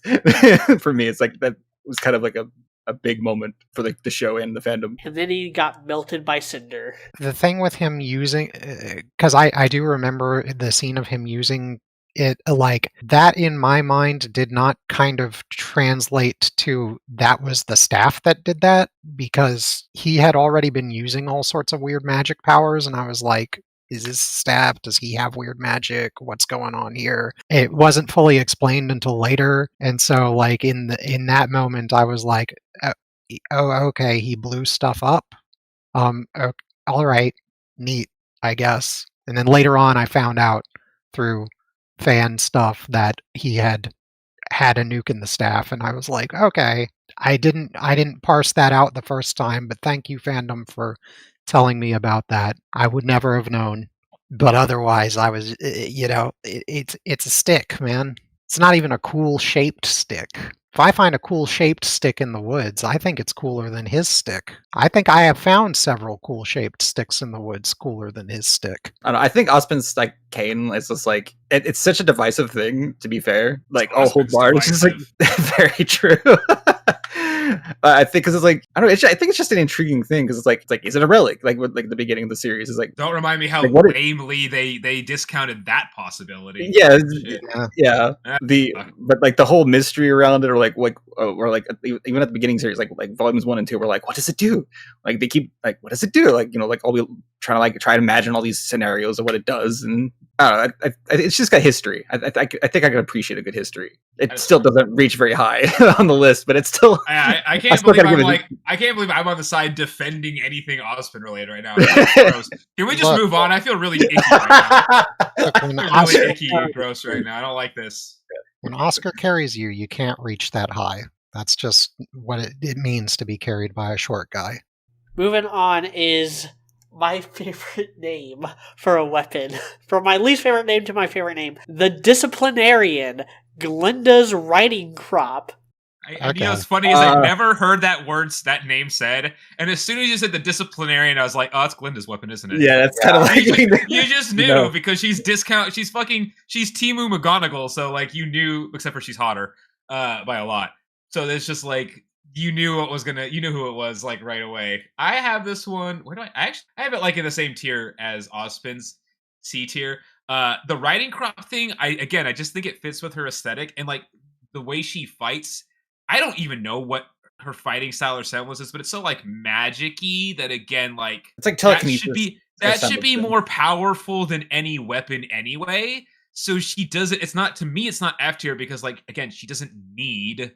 It's like a magic wand basically. Yeah, she's just like a wand. The fact that it's something that she can literally slap kids' hands on a desk with, that fits her fucking character, right? Like she would do that. She would absolutely like slap a kid's hand, if they weren't paying attention, they're falling asleep, right? And I want her to spank me with it. So that makes it at least C tier, right? So I think that's why it's not F tier. Like otherwise, like in terms of like actual coolness factor and as a weapon, yeah, it would be F, but like that's why I have it. I have it in F, okay, for somewhat similar reasons actually. It is a weapon of discipline. However, did she optimize it for discipline? If you're in the middle of a classroom, especially one as open as beacons, shouldn't you have an extendable riding crop to where you can slap students' hands from across the room? Think about it, guys. Glinda, she doesn't have it. She's gotta walk right up to him. That's part of the thing, though. Like, you're supposed to be right next to them. You're supposed to be able to sneak up right next to the student, and that's scarier to have to be right next to them. Like, you were there and they didn't even notice you, and then you wake them up. What if That's it way extends more past she's the got That's No, way no, more intimidating. no. Way more intimidating. No. If it extends from all the way across the room and it shows that she is able to sight you out from extremely far distances if you're ever slacking off even a slight bit, that's No, way 'cause- more intimidating. No. Yeah, it is. For me, They're not I'm gonna torn, You know what? like, You know what? Okay, I'm going to bring up personal experience. Which one of us had to go to boot camp? That's fair. I can't argue that one. That I Okay. have no argument against that. If a drill instructor saw you from across the drill field doing something, you could tell from across that field that he had seen you because he would start stomping over. My issue with the disciplinarian is similar to the issue with Mirtanaster, which is that she definitely min-maxed it to be a ranged weapon. In conjunction with her semblance, which is confirmed to be telekinesis, she uses that in Dust to basically cast spells and use the Riding Crop as a magic wand. But that also means that she doesn't have anything to kind of fall back on when she is out of Dust, or when she has to like get up close and personal, or someone gets up close and personal with her. It limits her in a way whereas like Weiss's limited usefulness of Mirtanaster is self-inflicted. She could do so much more. Glinda's disciplinarian, she can't really do much more than what she already does, and that kind of brings it down because it means that like we've kind of seen everything we're ever going to see from this, and not just because Glinda hasn't been relevant since Volume 3, and she's all but confirmed to not come back in Volume 10. Ah, I'm putting this in D tier. Sock, what do you think about it? I don't know. She's done cool shit with it, but like I still have it like middle of A. But I don't know. I just got suddenly bummed because the media said not confirmed for Volume 10. It's like, buh. Oh, you didn't watch the Volume 9 epilogue thing, did you? No, I did not. Yeah, during the epilogue thing that they released, Oobleck and Port come in with a shipload of refugees from Vale because apparently Salem attacked that while Team RWBY were in the Ever After, and Glinda and Ty stayed behind. Okay, well they're either dead or come on. fucked. Ty is not fucked. Ty is probably fucking if the Raven showing up thing. There's anything to go by. Yeah. Yeah, I would have stayed too if I had that waiting for me back there. I would not. Raven's in Vacuo. Like, she's in the epilogue. I have to Oh, watch that damn episode. it. I would. You should have. Ty will probably come back at some point. I'm not sure about Glinda because Glinda's like, oh, she stayed behind. She sacrificed herself to let us escape. Whereas Ty's like, no, Ty's away. Like, he's on assignment in Vale. Like, he's doing shit right now off screen. They are spoken about in very different tones in the epilogue. I kind of want Raven to go up to Yang and be like, yeah, me and your dad are back together. I'm your mom again, by the way. I want her to go up to RWBY and say that first. Yeah. True. Yeah. Now go get me some cigarettes. Yeah. Just rub it in Yang's face. I'm RWBY's mom now. She should wait until after Yang tells her she's with Blake. That would be the perfect timing. Yeah. Because I Hey, want Mom, Yang. Guess what? I'm gay. Here's my girlfriend. Oh yeah? Well, I'm your mom again, bitch. Now go get me some cigarettes. No, she just like looks Blake over like, wow, you really have something of a complex, don't you? We're all so happy for you. Yep. Oh god, I want RWBY to tell Ty that. Yeah. Nice save. Next is Port's blunderbuss axe. Let me look up it to see if it has a stupid ass boy. name too. Hold First F tier so far. I have this one. Yeah. Very much in F tier. First of all, it's a blunderbuss. Blunderbusses have always been comedy fucking weapons whenever they've been used in any sort of media. They're a fucking joke. They look fucking stupid. They're never supposed to work that well. It's dumb as shit. And then it's got the axe thing on the backside. Yeah. Even in the RWBY universe, this does not work. What the fuck is this piece of shit? What's going on here? What is here? going on here? This is the dumbest shit ever. It bothers me so much every time we see him use it. I've got it in B tier. You what? I've got it in B tier, guys. Yes, I've got it in B tier because Okay? You guys are only using it like in the context of what we see it do. But you got to remember, Port, he's told us all of these incredible stories about all of the Grimm that he's fought in the past. Why, I remember so and so when we went up against the giant Mandraguna, or whatever the hell you want to call it.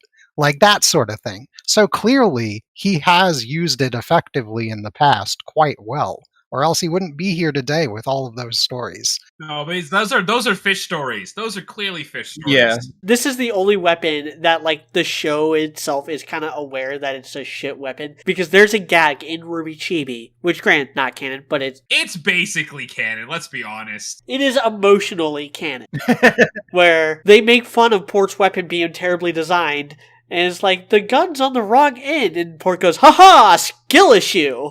That is the only thing Yeah. that this weapon really has going for, is the fact that, like, apparently Port's made it work. We don't really see him in action a whole lot. Like, I want to see it in action. I've never seen him, like, use the axe part. Like, if the axe was on the other end, I think this weapon would jump up to, like, A tier. I think the thing with Port is that, remember guys, that Port is old, and being old in RWBY, as evidenced by Maria, is a very big accomplishment for a huntsman. The fact that he's It's even true. alive with this thing, like, he might outclass Maria if this is what he's been using. So really, I think that adds to the mythos.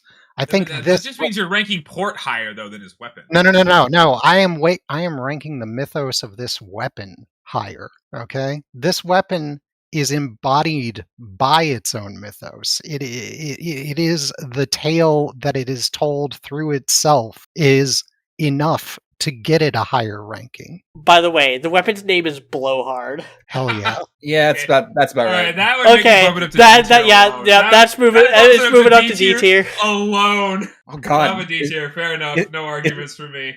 Oh god, is Port the Neptune of his generation? Yes. Duh. Yeah, no shit he is. No, he's what Neptune wishes he was. Port True. is actually probably the son of his generation. Port got so much tail that he started telling tales about it, and it Well, kind of given the fondness, that's probably literal. in certain situations. Yes. Yeah, exactly. Remember when he broadcasted that Nora was his favorite student on international television? Yeah, on international television.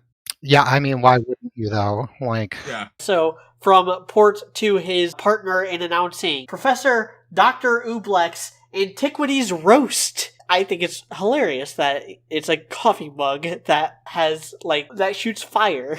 makes you wonder what he was actually drinking. Because it's fucking cool. It's a coffee mug flamethrower? How can that be any lower than A tier? Like, in terms of, like, practicality. That's also a beating stick. Yeah, and using it well as a weapon, like, it's not good enough to be S tier to me. If you argued S tier, I wouldn't argue with you, but this is one where, like, A is the floor to me. Just because of how ridiculous and funny, but also cool at the same time the weapon is. Fucking coffee mug flamethrower. Those actually go well together, too. It's not like those things don't make any sense together. They absolutely make sense together. Absolutely. And, like, the way he used it, like, when he first busts it out, like, revealing that the fucking coffee mug he was sipping from the whole time was his fucking weapon. I lost my shit the first time that happened. I was like, oh, fuck yeah. We are going to stop that train. Yeah, I know. We already said that. That was Again. badass.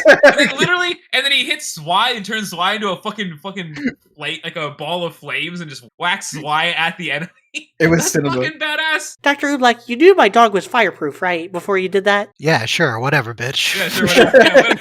Whatever, Ruby. Yeah, whatever. Well, I mean, he probably did because we know that him, Port, and Ty just hang Precisely. out. I have, as a history teacher, I have known that that corgis have been fireproof for centuries. It is something that has kept them safe from the Grim for many, many, many years. Elementary. The fact that you thought I would not know this, frankly boggles my mind. Dude Black. I got it in C tier though, just because it's a stick, but it's kind of a bludgeony stick with some fire, so it gets a little bit higher than just stick, but it's still not all that great. So I put it in the most average tier. Fair point. I think next is Thief's Respite, which is Emerald's weapon. Emerald's weapon I've got in D because Emerald's weapon is basically Ren's weapon with some chains on it. Yeah, it's Ren and Blake's kind of shit. Yeah, Ren and Blake's weapon had a love child. Yeah, but it's better than Ren's. That's the thing. Because it has the chains, and she actually uses them to fight, and it's got a more powerful gun on it. Now, Is again, the gun that's more powerful? What has she ever killed with that gun? I can't remember. A Grim. Quite I a few. mean, they're quite a not few little Grim. tiny fucking 9mm shells. I figure they're like 357 shells because it's like a bigger revolver. I'm pretty So- sure even Ren has killed a couple of Grim with his gun part, though. So Yeah, but he's spent like entire clips to kill a few Grim. I mean, Emerald's bread and butter are the ballistic chain sickles, is what they are called in the wiki, which is the melee form, and it launches out into like a Kusarigama like ranged chain blade. I think it is actually a better weapon than Blake's. It's got a lot of the same faults I have with Blake's, except unlike Blake's, Emerald's weapon has never broken on multiple occasions. So I have to have her at least in B tier. Yeah, that's what I'm saying. They're in chains. Like, they're not a fucking ribbon, for fuck's sake. And I wasn't like, really comparing them to Blake's because they looked so much like Ren's that my mind just made the chain part makes them so fucking much better than Ren's. And even when Ren upgrades his, it's like little ropes that you could probably also cut. So it's still not as good as Emerald's. And Emerald actually like knows how to fight with them in that chain mode. And it gives her a lot more range even with a melee weapon. Yeah, those chains are pretty fucking long too, because like And she gets good use out of it with her semblance. Now, granted, with the way Emerald semblance works, literally any fucking weapon would be good. Because she kind of has a busted ability when it comes to one-on-one fights. Like, she's borderline invincible unless you have like a wide range attack like Cinder does, or if you have preflexes like Maria does, or if you're just way faster than her like RWBY is. She can go up against people who are way stronger than her and do pretty well, just because of the way her semblance works. they're solid. They're solid weapons. Plus the way she yoinked Coco into the fucking forest, it's like those chains are long, like longer than we think. Okay, I remember that vaguely, but I think maybe the show overutilizes scythe things too, kind of like one or two or three scythes. That's fine. If you keep on giving everybody that stuff like that, it gets spammy. I don't like it. I don't like that Blake's thing turns into kind of a scythe thing. I don't like that Emerald's got the scythes. I don't like that Ren's are kind of like that. Like, at least Emeralds are more like, hand sickles. Like, they're not, two-handed, like, harvesting scythe like RWBY's is. We ready to move on to, we got Team Coffee's weapons up next. Starting with, and I have no idea if I'm pronouncing this right, Yanduja, Coco's mini bag handgun. Oh, that's Coco's thing? I would have thought that was the big sword thing from the name. Like, Yeah. But yeah, Coco has a minigun. I got it in C. Miniguns are cool, but that's basically it. And she can turn it into a bag to beat people with. Okay. It doesn't have any good options for close range. Like, the purse part is, like, really heavy and a bludgeoning weapon. Like, I do actually like the show, admitting that, like, the weight doesn't change. Like, it is as heavy in its handbag mode as it is in its minigun form. She just hold that thing entire time. Like, but like the effective range of the purse is so minimal that it's kind of just a bad option to have. And then the minigun form is so cumbersome. It's a minigun, so it takes a bit to unload. It is good against fodder. It is good against like crowds of weak-ass Grim. In any other context, it's not good. And we see how not good it is when she has to fight Mercury and Emerald, and they just dance around her. So, like, this is a very specialized situational weapon that doesn't give her anything to, like, fall back on when shit goes down, and she has to, like, improvise a lot more. In the context of being in a team, though, like, it's not the worst thing. I have it in D tier, so I do have it very low. But I don't have it the lowest because I think the purse aspect of it is kind of cool and it fits with her character. And also, like, the idea of just having a minigun to mow down fodder, I mean, that makes sense to fight against Grim, right? That's not a bad idea, actually. Especially Aerial Grim. Aerial Grim are fucking annoying. Yeah, so, like, for that reason, I can't have it. I don't think it's F. I could even see it in C tier because, like, for a lot of, like, just the work of being a huntress, like, kind of makes sense, honestly. No, it's terrible against people, but, like, that's not technically a huntress's job. It's to kill Grim. If I were to give her, like, a backup weapon to supplement it, I think, like, if you gave, like, her heels blades on them or something, that would be neat. then that would bump her up a lot. Yeah, She would rock Yeah. those, actually. She would rock those. totally would. Yeah, Passion statement. Yeah. I think they did do that with what's her name? One of the first two girls. yeah. that Yeah, Yang the twins, Militia, yeah. Melanie and Militia. Yeah, I Milsha, think. whatever the fuck you say their names. I don't know. Milsha, yeah. Yeah, Militia sounds cooler. But if they gave it to Coco instead, that Yeah, would that'd be be cool. cool. Yes, but that's the only thing I could think of that would have improved it. There's not much to say. She caused one of the most divisive moments of Volume 2, and Oh, just, and then it hasn't been seen since. Well, it was seen a little no. bit. Got Yeah, Volume got 3. you know what I mean. 3. And we're You know what I mean. unfortunately, apparently they're getting brought back for Volume 10. So Oh see how that man, goes. wow. I'm okay with this. Yeah. Well, they're probably not going to be like important. They'll probably just be in the Nope, background. not. They better the fuck not. The writers better have learned their lesson of less characters equals better. That's what Volume 9 taught us. We just know from the books that they went to Vacuo after the fall of Beacon, and they've been there ever since. And Coco does show up in the epilogue. Next up is Fox Alistair's Sharp Retribution. These are arm blades that point backwards, and they're really dumb. F tier. They're kind of like, Wait, don't they have a gun attached to them too, or are they literally just No. arm blades? they're just arm blades. Especially for how you set up your argument The for fact that they Yang. have the pointy part on the back, what the fuck? It was just to look cool. Yeah, it looks cool. It looks fucking retarded though. He can't see. So it does have a gun form, or it does have like guns on it. We just don't ever see him use it in the show or the book. The only person who uses the gun form is fucking Velvet in the book when she copies it. Of course, she would. So Velvet uses Fox's weapon better than he does. To be fair, he is blind. Maybe having guns on it at all is kind of weird for him. Like, he's probably got not great aim.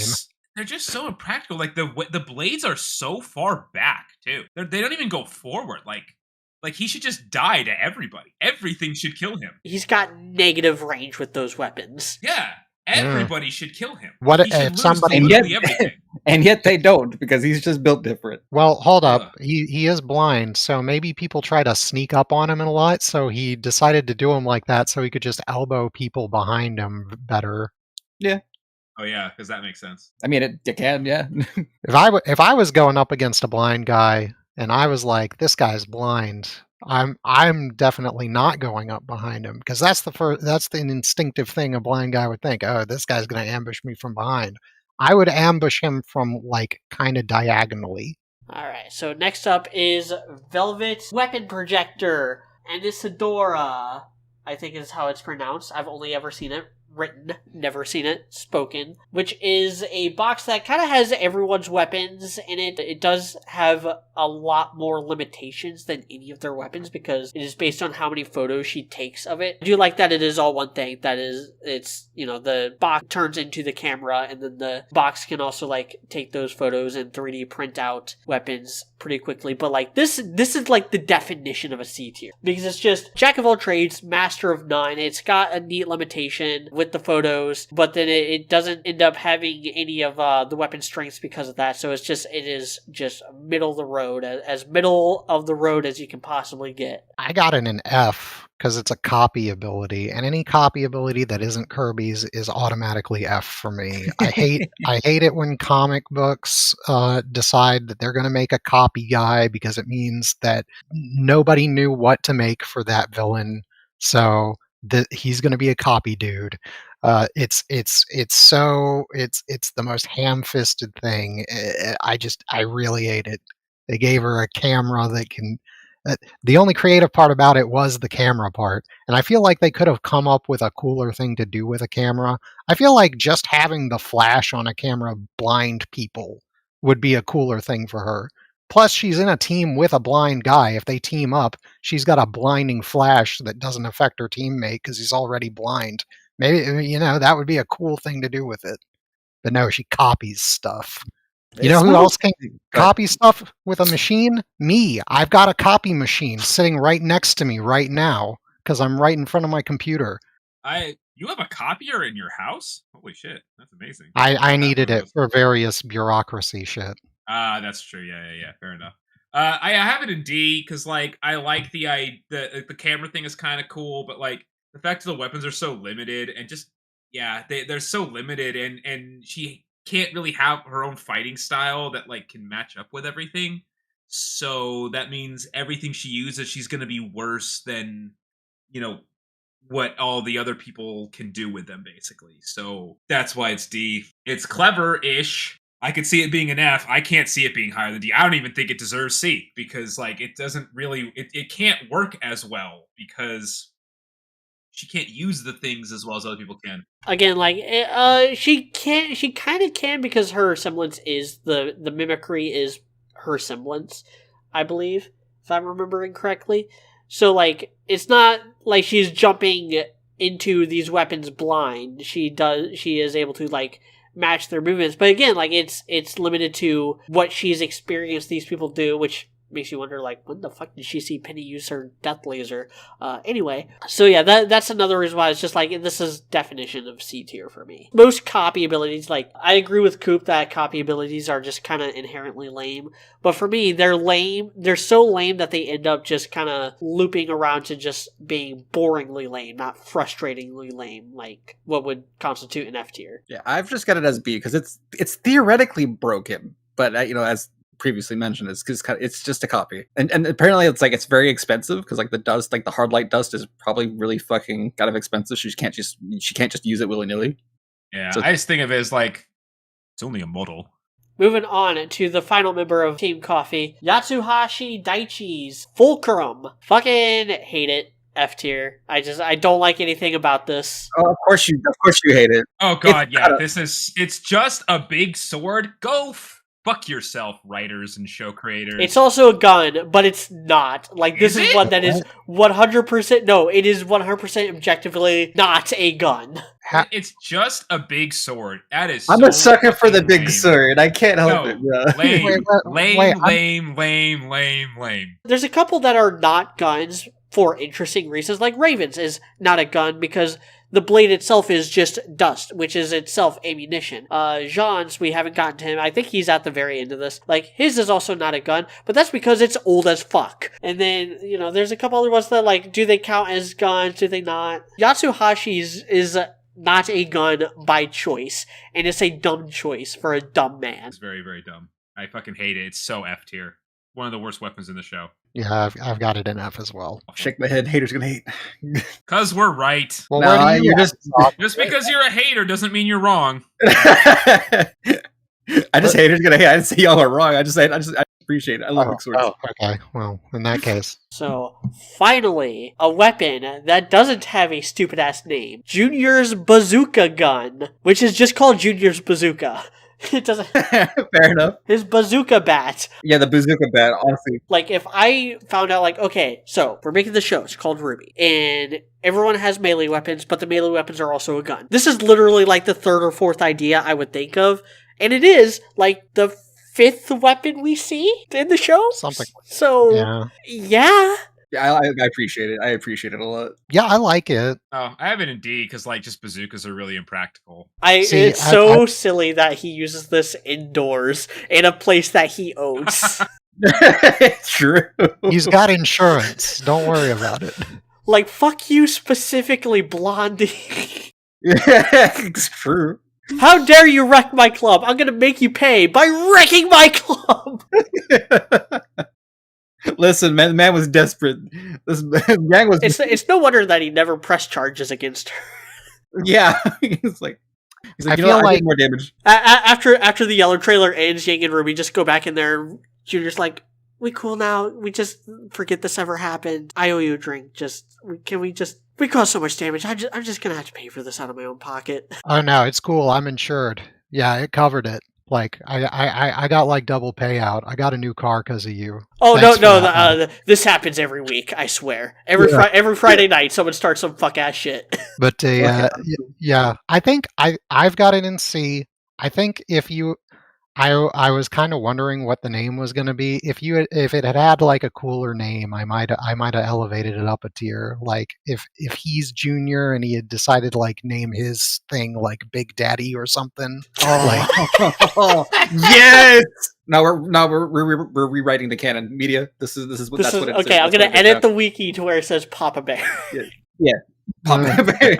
Honestly, with half of these weapons, I'm pretty sure someone has already done that and gotten away with it a lot of times. Like, some of these I don't think were named.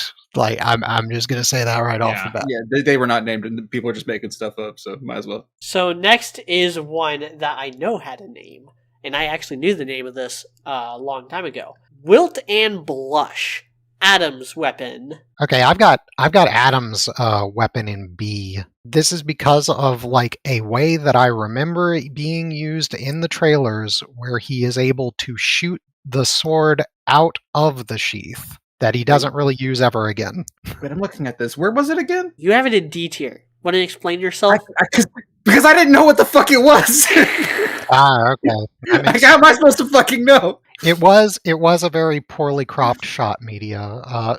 This is really your fault. You should apologize to Sock and also give me all of your money. There were not very many shots of this weapon that weren't like mid-motion with Adam. At least not in the black trailer, which is where I was looking the hardest. Yeah, it's a shotgun sword, which is kind of cool. Launched itself kind of like Jetstream Sam. The launch out thing is really cool. That's why I have it in A for that reason. Like, yeah, because it's really cool. Being able to shoot it out and the way he utilizes it with his semblance, I think works really, really well. I mean, the fact that he's able to cut Yang's arm off says a lot. And I think most of the problems end up being, again, with Adam and them just completely jobbing his character more than it has to do with his weapon. I think his weapon's actually... He gets a good showing in Volume 6. Adam versus Blake and Yang is almost redeeming for his poor performance in Volume 5. With the way that he, like, spins it up in the air and then kicks it. Like, it's a much simpler weapon than Crescent Rose, but he is another one that gets, like, use out of every square centimeter of this goddamn thing. From his gun, like, he uses the gun as, like, a bludgeoning weapon and also a gun. Not just to shoot the sheath out, but also, like, two-handing it.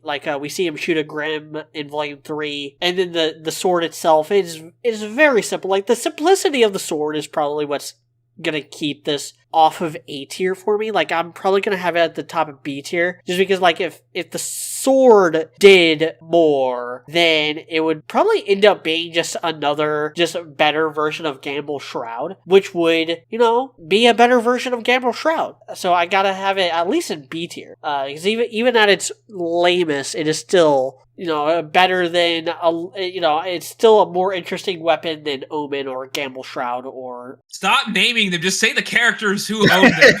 Fucking hell, media. We don't know what any of these things are. I'm doing it on purpose. I don't like it. You motherfucker. What is Omen? What the fuck is Omen? Omen is Raven's sword. Omen which I knew that.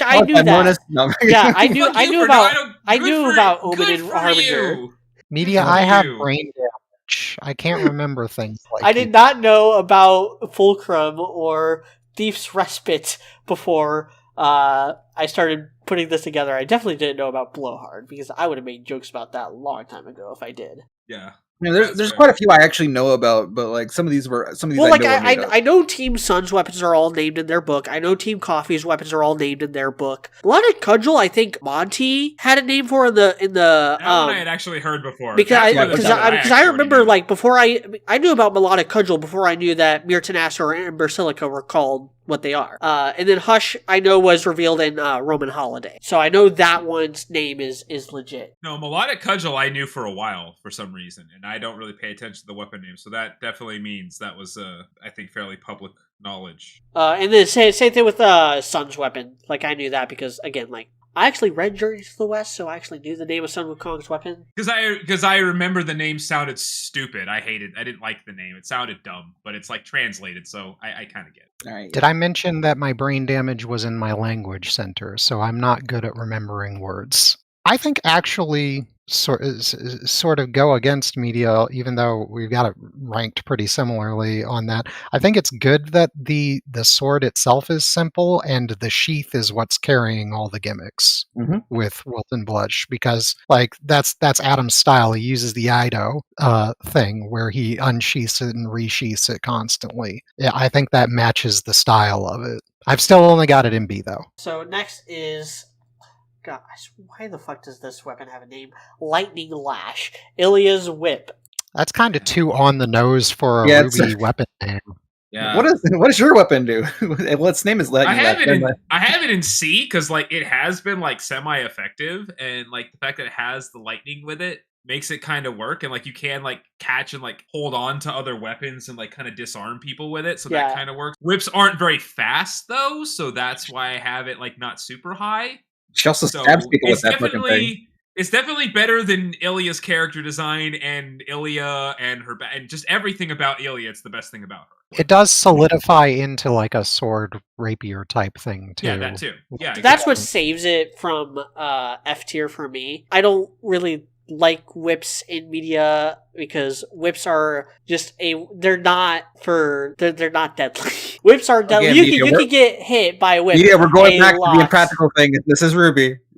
We have to remember this. And it is an electric whip, which helps as well. Really puts it over the top for me, and is the fact that it can like lock in and be like a normal sword. Like we see her in I think it's the Adam short, we see her like cutting through robots, which I have no idea how she's able to cut through robots when there's not a sharp edge on this thing other than the pointy end. But whatever, she makes it work. So putting it in C tier. I'm putting it right below Blake's, which is right where she would want it, honestly. That's true, yeah. I have it in C also, so I can't argue with that. Can't argue. I can't argue. I put it in F because I underwent the same thing as Sock did, where I was looking at the picture and trying to tell what it was, and I couldn't, and so I was just like, okay, whatever. This one goes in F. I'm not going to change it like Sock did, though. It's staying in F. The weapon shall undergo the punishment for media's transgressions. So next is a weapon that belongs to a character who I don't even think has a name. It's the chainsaw sword from the White Fang Lieutenant.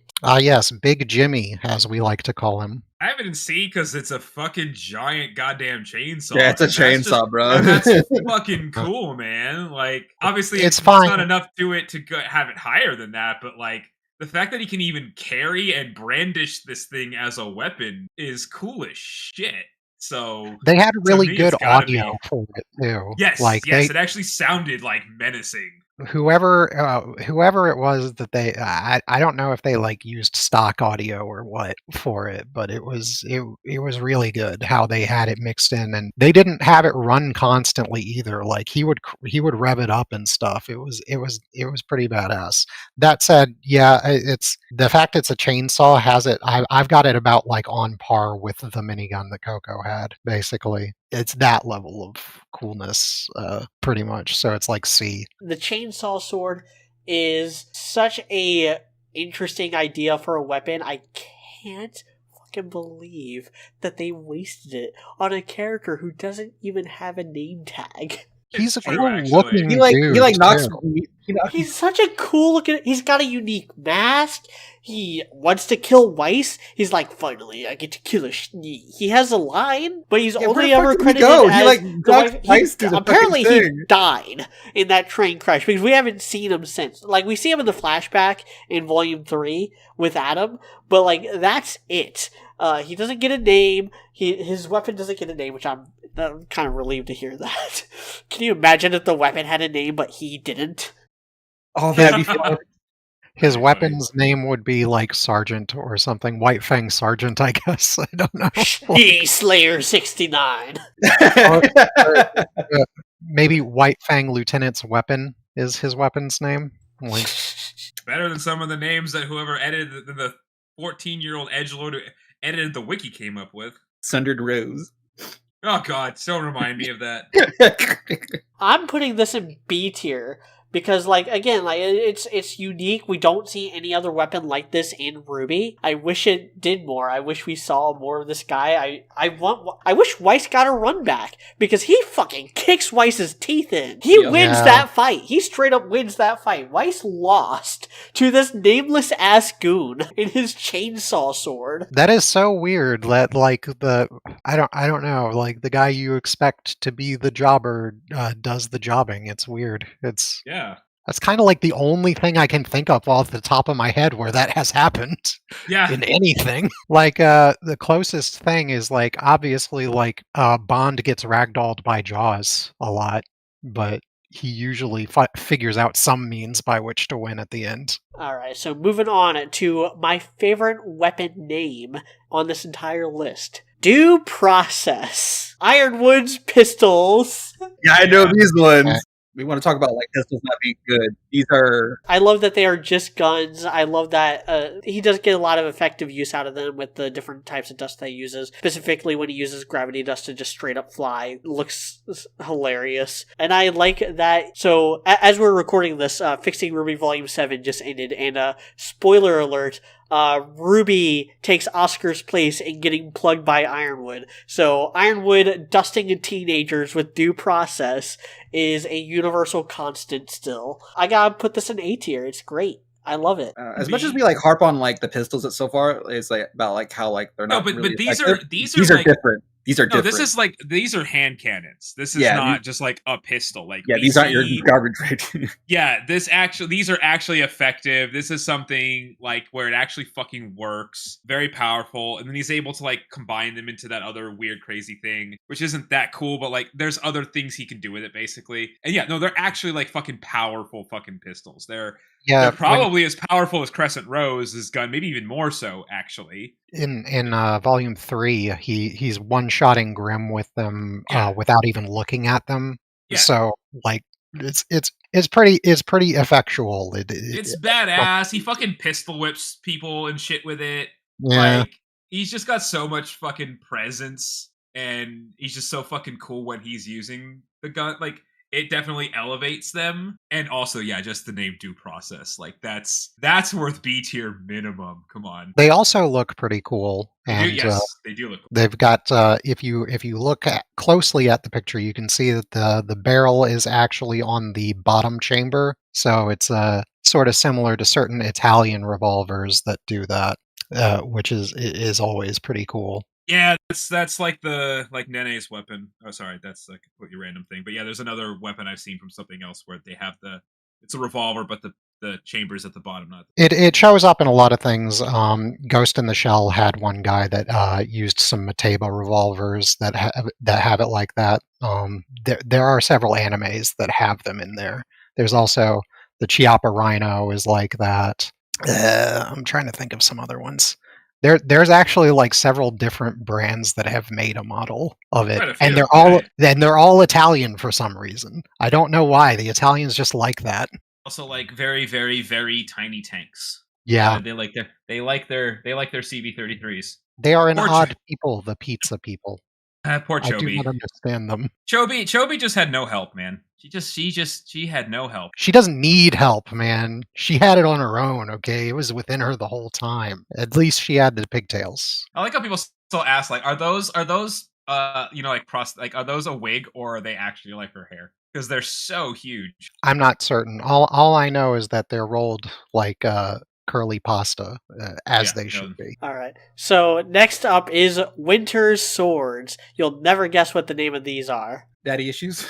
I said you'd never guess. It's Pride and Prejudice. Same thing. Pretty much, honestly. It's not that different. It is a same. So these are like weapons that I think we could actually design and have them be effective. Like honestly, like kind of A tier at least, just because like these are real swords that do real things.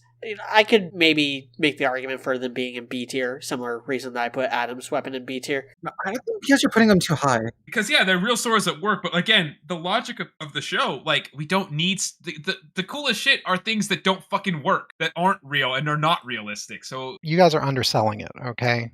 What Pride and Prejudice are not real swords that work. What Pride and Prejudice is a sword inside of a sword, okay? That's why I put it in S, because it's a sword that opens up and has another sword inside of it. Because dual wielding is effective when you have swords like that. Like it is actually an effective like dual wielding strategy to have like saber and rapier. But also when you have a single blade, you actually have better effective range. I like the way Winter uses this, and she uses it in conjunction with her semblance, her semblance kind of like makes up for the lack of a gun part, and she is she's just one of the most badass characters in the whole show. She's just straight up one of the best fighters we've seen so far. Like, she's able to hold her own against Cinder without having any maiden magic to like level the playing field. And then when she does get maiden magic, she's so fucking OP that the whole volume has to just kind of like quickly wrap up and send her to the next volume. I love Winter as a character. I love everything about her except her outfits. And as far as her weapons go, like, they're just kind of basic as far as RWBY goes, so I can't have them any higher than A tier. But I can't have them any lower than B tier because they are just such a well-designed sword. Like, no real complaints here that I can scrounge up. It's carried by the fact that they are carried by Winter. Okay, let's be honest. Like, that's what I'm saying. Is like a little bit of bias. That's why I only have it in B. Because let's be honest, if it wasn't carried by the hottest character in the show, which Winter is, we've already talked about that, then it wouldn't be A tier. I'm sorry, it just wouldn't be. Yeah, I have to bring balance to this fucking podcast apparently because y'all have it way too fucking high. That is D at most. Yo, dog, I heard you like swords, so I put a sword inside your sword so that you can sword fight while you sword fight. That's all I'm gonna say on that issue. Like, in terms of for the world of RWBY, her sword is worse than Myrtnaster because Myrtnaster has the dust. I do have it lower than Myrtnaster. Next up is Kingfisher, Clover's fishing rod. Bro, I didn't know how I felt about this weapon, to be honest with you. I should probably have it lower. I don't know. I did this very quickly because, in fairness, like, media did this like a little bit later than usual. Not blaming him because like this was probably not easy for him to do. But like normally I have like a lot of time to like go into and do like research on this shit, but I did not have time this time. So I was a little bit quicker. And it's like I put it in C because it's fairly unique. Yeah, it's very unique. But in terms of like even in the show, practicality wise, I think it's actually garbage. In the show, he was doing work with it though. Like I should probably put it lower. I think I don't know. Should I put it in D? I'm going to lower it and redo my thing. Should I put it in D or F? You guys convince me. I'm going to sit back and let you guys convince me. Yeah, fair, I actually think in terms of practicality, fishing hook is like it's even dumber than a whip because it's slower than a whip.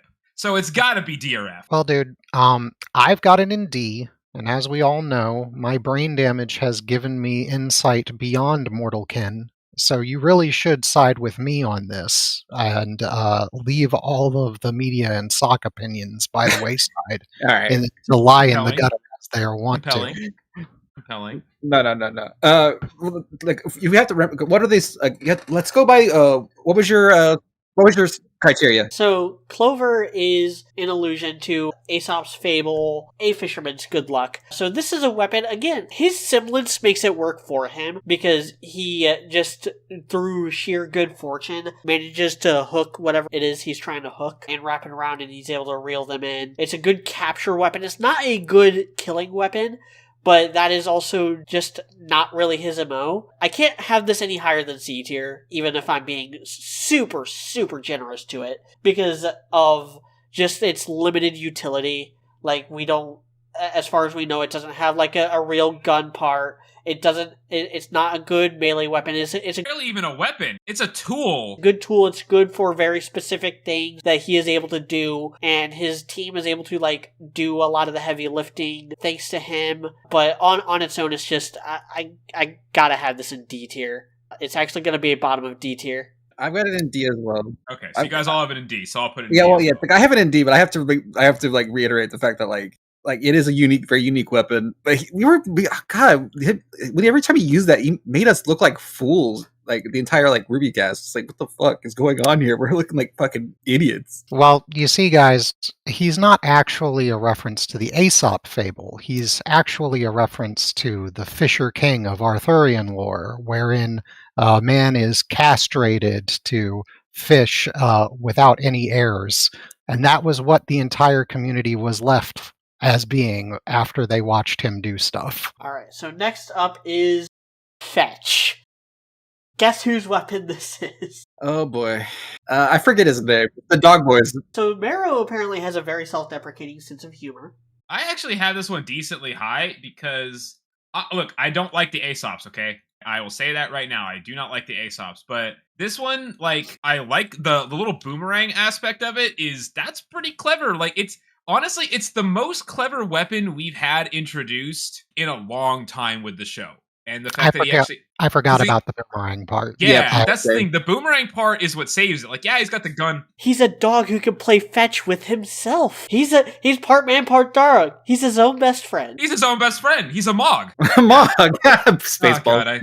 Oh, God, I love John Candy. I miss John Candy. Anyway, the fact that it actually has the boomerang aspect of it with blades, that's pretty cool. I like that. I think that's really clever. And let's be honest, we really don't have a lot, if any, really good, clever weapons introduced later on in the show. I do like Maria's weapons, but we're not even talking about those today. And they're similar to other things. Even those were introduced all the way back in Volume 6. Yeah, this is the best weapon we've had introduced in the past, few years of RWBY. Within the Atlas saga, it is definitely the best. The fact that it works as a gun, it's actually a decently powerful gun, and the fact that it's got the boomerang aspect to it with actual blades, that makes it A tier for me. I put it at the bottom of A tier.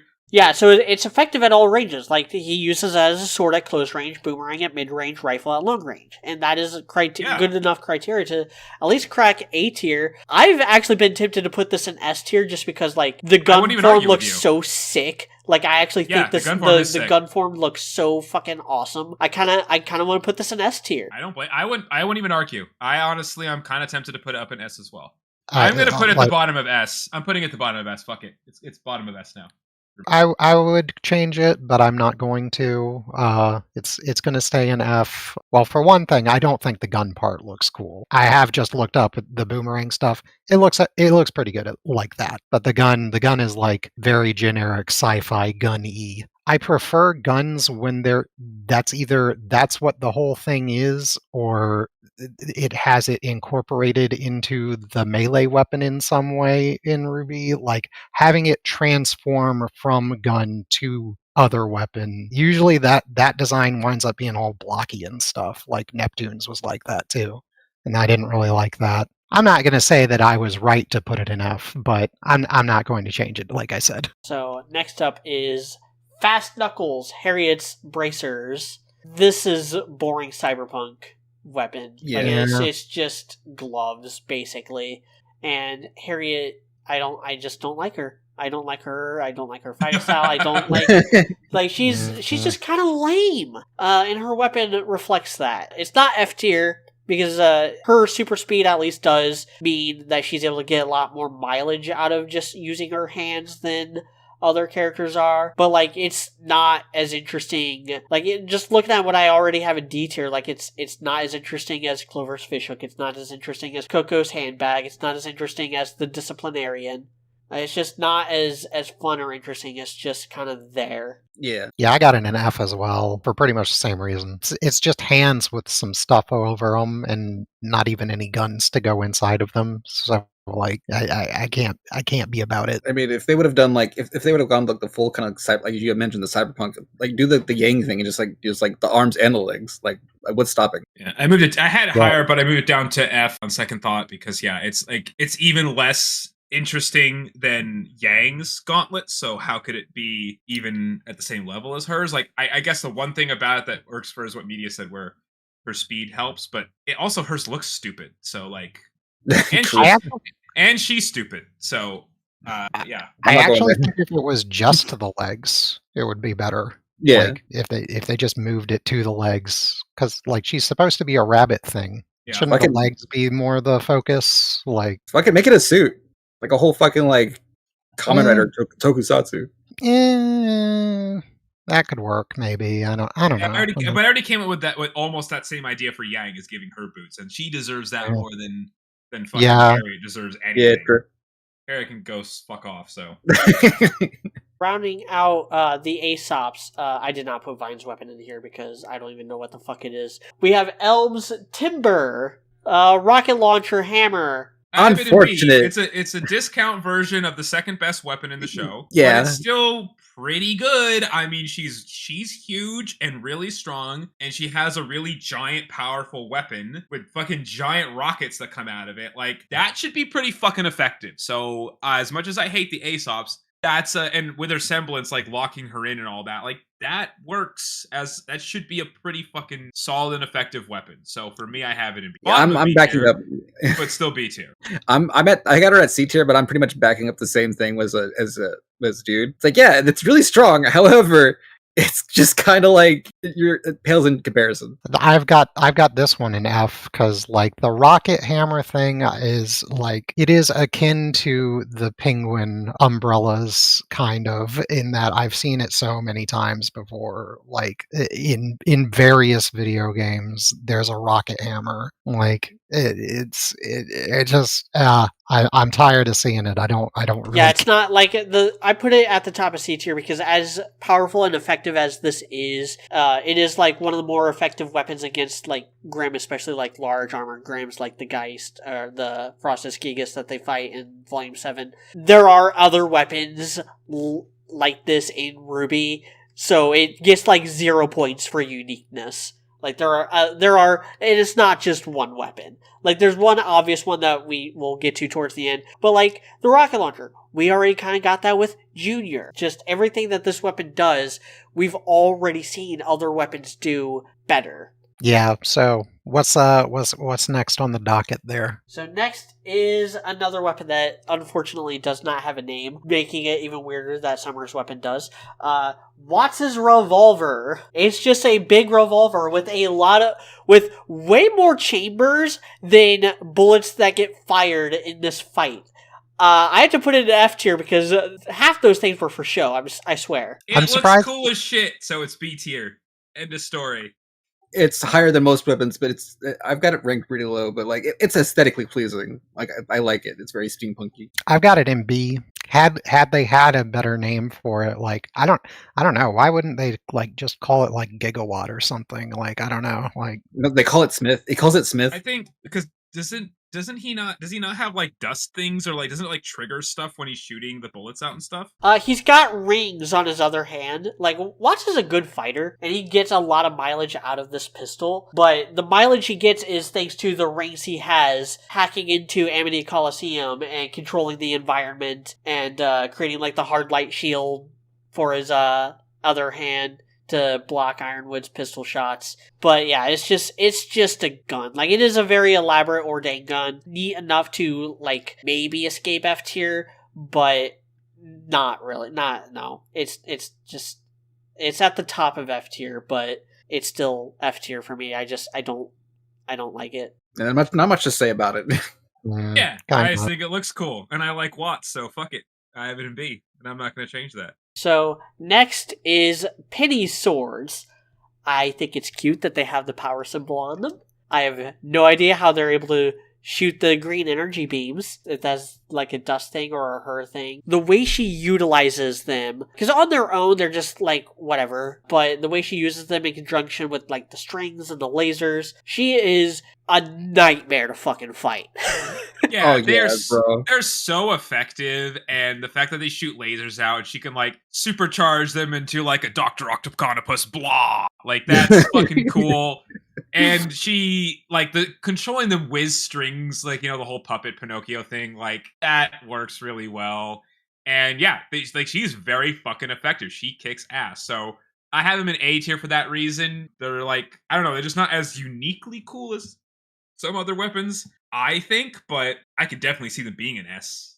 No, they're great. I do like them a lot. They're cool. I have them D because of the giant laser.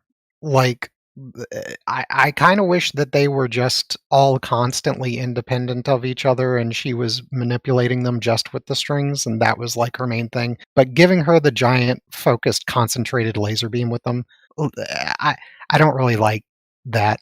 I feel like it would have been cooler if they each like turned into like a laser gun that could shoot a smaller laser and she could create like a web of lasers that you have to dodge and we see her shooting like individual lasers when she fights Pyrrha. Like she has them laid out horizontally and they're like dropping up and down as they fire, trying to like trap Pyrrha. I'm fine with that. I just think like the big giant one that can like insta kill stuff, it was kind of overpowered for a RWBY weapon. It's her level 3 ult. Yeah, it's a little bit too much for me. Like, I never particularly liked it. I didn't really like it when it was first introduced, and she just comes in out of nowhere, uses it to save the day that everybody else had been there struggling and grinding about, and she just pops in out of nowhere and solves the whole thing right then. It always struck me as off, so I put it in D. Did not even look up to see if penny swords have a name. I need to do that real quick. They're I don't called. think they would. Because Are they called the penny? Are they called the penny pinchers? I don't know. I don't. Is it like I don't know? That's cute. Okay, it's called floating array. That's kind of cute, but also lame. That's kinda lame. That's just sort of. That just sounds like somebody. That sounds like one of the weapon category names that they also give each weapon for some reason. Even though it's kind of they're all- lame, honestly. It's not as lame as the name for the next weapon. Stalwart. Lionheart's dual disc. F tier. What the F fuck tier. even is this garbage? He has to, wind it up to, do anything with it. What the fuck? How did this bitch ever become the fucking headmaster of a Huntsman Academy when his weapon is so fucking slow and ineffective and uncreative and boring? It's like, Jesus Christ, you couldn't even come up with a cool dual disc? You had to come up with a fucking lamest one? Seto Kaiba is so mad at this guy, and I don't blame him. Seto Kaiba is ready to fucking crush him with money. Because this is garbage. This is an insult to dual discs. He loses to Oscar, who isn't even using Ozpin's... Ozpin isn't even in control in that fight. And Oscar has only been training for, a month. So I think this would rocket up to, B or A tier if he had something else going on with it. Like, if he had, a dagger to go with it, or a sword to go with it. Use the buckler part as, a buckler / shield / dust launcher, and then also have a melee weapon to fall back on. But as it stands, it's just so lame. It's probably, in fact, it's going at the bottom of F tier because on its own, it's just the lamest weapon we've seen so far in the entire show, and as far as I can think. Yeah, it's I love the premise, but no. It needs an offhand. It needs to be the offhand. It needs a better weapon to go in conjunction with it. If it had that, then it would rocket up to, B tier. I think the problem was that he was supposed to be lame in his entirety, and they were like, what can be the worst possible thing we can give this guy as a weapon? Because we want him to just be the lowest rung of character ever conceived. That's probably how they came up with it. Which in that case, kind of successful, I guess. I guess it did achieve its goal, but Yeah, I mean, if the goal is to be lame, then what do you expect as a result other than lame? So some people fail at being lame, and they be cool by accident, though. That's really Sun. sad. That's Sun, though. It's sad. Every day, thousands of children across America are affected with involuntary coolness disease for only the price of one bottle of milk each year. In you the children lamer. Of an angel. Isn't that what's supposed to be going on in the background? Yeah. Okay. I can't sing, but I mean that makes it better, right? It's supposed to be shit. Okay? I can barely talk now because I've been talking too long and my voice gives out too easy. Oh no. So next is the Queen Servants, Tyrion's Claws. I like that it matches his scorpion aesthetic and that he uses it in conjunction with his scorpion tail. He also gets the most use out of these weapons. It's got the machine guns that aren't super deadly on their own, but they do help him do crowd control and get distance on people, force them to back off. Overall, it's just got the makings of a solid A tier. I like that the blades are also kind of axe shaped. They're not pointing the wrong ways like certain other characters' wrist mounted blades are. And yeah, it's just a really solid A tier for me. Bottom of A tier, but A tier nonetheless. I'm at the top of D tier because I do like the blades, but again, ineffective, dinky little machine gun pistol shit can go fuck itself. And why even add that in there? I'm gonna be honest. I don't like that. I don't know. Just not that interesting. It's so uninteresting to me. Whereas he uses his tail so much more effectively. Yep. Actually, yeah. You know what? I'm looking at what I have in A tier. I'm looking at what I have in B tier. I think it's a B tier weapon. I think it matches more with what I have in B tier. Okay, I already got you to bump it down one, so I don't need to say anything else. Most everything he does is usually with his tail. Like whenever he wins, it's because of his tail. Whenever he loses, it's because of its tail. The tail, all of his fight stuff is resting on the tail. The wrist things, they're rather forgettable in comparison to the tail. I don't know. I'm wondering if his whole thing is that he's got to be like Scorpion theme, so I get why it's got to be like that. But I don't know. I don't know what mean. How could they make the claw part better? I feel like if he had been holding them, maybe, and they weren't wrist mounted, something like that. He gets a little bit of extra reach with them, then maybe it would have been okay. But like otherwise, yeah, I've got him down in D. Just not super impressive to me. Yeah, this is one where like the way Tyrion fights and like Tyrion's just overall competency as a fighter probably like skews this way higher than it otherwise would be for me. But carrying on to the weapon on this list with, I'm pretty sure, the least amount of screen time. One that I put in here just because I like it a lot. Reese's skateboard, which I swear to God, this has a name I'm gonna fucking scream. It's called the Rhesus Monkey. For the name, but it's in S tier because it's a fucking skateboard it's a hoverboard with blades on it, and she fucking like kick flips and like does like varial flips and shit like that. And okay, it does not have a name, thank God. S tier shit like that. Oh, I know what name you should give it then. And then she also has guns. Yes, the guns are ineffective, but those are clearly the backup form of it. And so I can't take off too many points for that.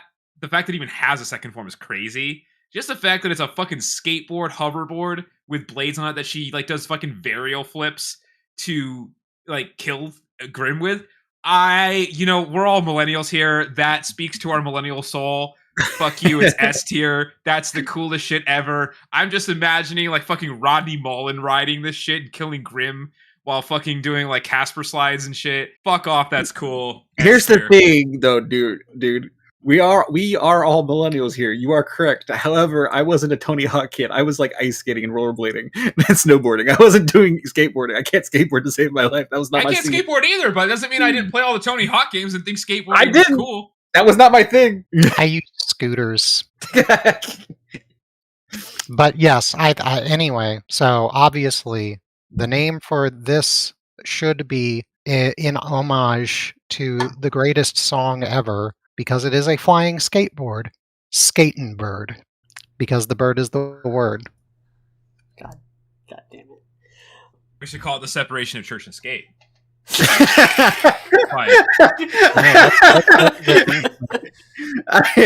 I like that one. Which is the best NoFX song of all time. So I can't take credit for that pun. That's a song by NoFX. It doesn't matter, dude. It's I appreciate it. NoFX song. It automatically doesn't matter. Damn. So moving on to our last unnamed weapon, Flint's trumpet, which this should be called Smooth Jazz. It's a dust trumpet. It is a sonic blaster pistol that he plays with his mouth, which is such a RWBY thing to do. Yeah. I have this in the top of A tier because I understand that this is not a great one-on-one weapon. But remember, in the context of a team, this was pretty effective, like, throughout that fight. Obviously, they didn't win, but, like, it can do some pretty cool, unique shit, especially with his semblance, where he can literally create a foursome of himself. And that's pretty fucking cool. And I think that actually could be very effective. So, I especially against, like, larger Grim, we should be able to at least slow them down, which that would be huge. Like, that's really, really useful. I don't see how it could be lower than A tier for that reason, because of how helpful that would be in a fight, especially considering he's part of the Atlas military, where, like, he could be used more as, like, a support role for other people. That's fucking great. I agree with all those points. I'm putting it in C tier because I wanted him to do more with... Like, he does use it kind of like a bludgeoning weapon, but he doesn't use anything other than the sonic thing, and he's supposed to be, like, really good with dust. Like, his whole beef with Whites is that, like, her father put his father out of business. I wish he incorporated other types of dust, turn it into a trumpet flamethrower, a trumpet ice cannon, a trumpet gravity blaster. If that were the case, it would be S tier, but as it stands, it's going in the top of C. Yeah, I've got it an F just because, like, there's so much other stuff that, like, if you've got a music instrument guy in, like, a fighty show thing, it's always the sound blast with it. Like, I've seen that so many times. It's just played out for me. I can't get behind it. So, moving on to Team Juniper, the OGs Oh, of boy. being at the opposite extremes of effectiveness within the context of Seriously. RWBY, within the context of like RWBY combatants. You have two of the best fighters and two of the worst, and two of the best weapons and at least one of the worst. Let's start with Crescia Morse, Jean's longsword. It doesn't have a stupid name. I Hey, actually it's a really charge like blade it. gets there. And I like that it at least has an in-universe lore explanation for why it's not an interesting weapon. Here's my problem with that. I think that's fucking stupid and bullshit and retarded because the way they've established how long humanity has existed on Remnant, there is no fuck-ass way that his grandfather, only 2 generations removed, one generation really removed from him. I don't forget 3. how it works, It was his great-grandfather, so 3. Okay. Oh, great grandfather. Fine. Okay, 3 generations. Whatever. That is still way less than a century. Again, given how young everybody has to have kids on this fucking planet, and I know He used it during the Great War, so it was 80 years ago. Yeah, 80 years ago. Bull fucking shit. He could have gotten away with just using a fucking sword and shield back then. Hey, maybe he was a fucking badass. Okay. I don't know. It doesn't matter. That's fucking stupid. That's fucking lame.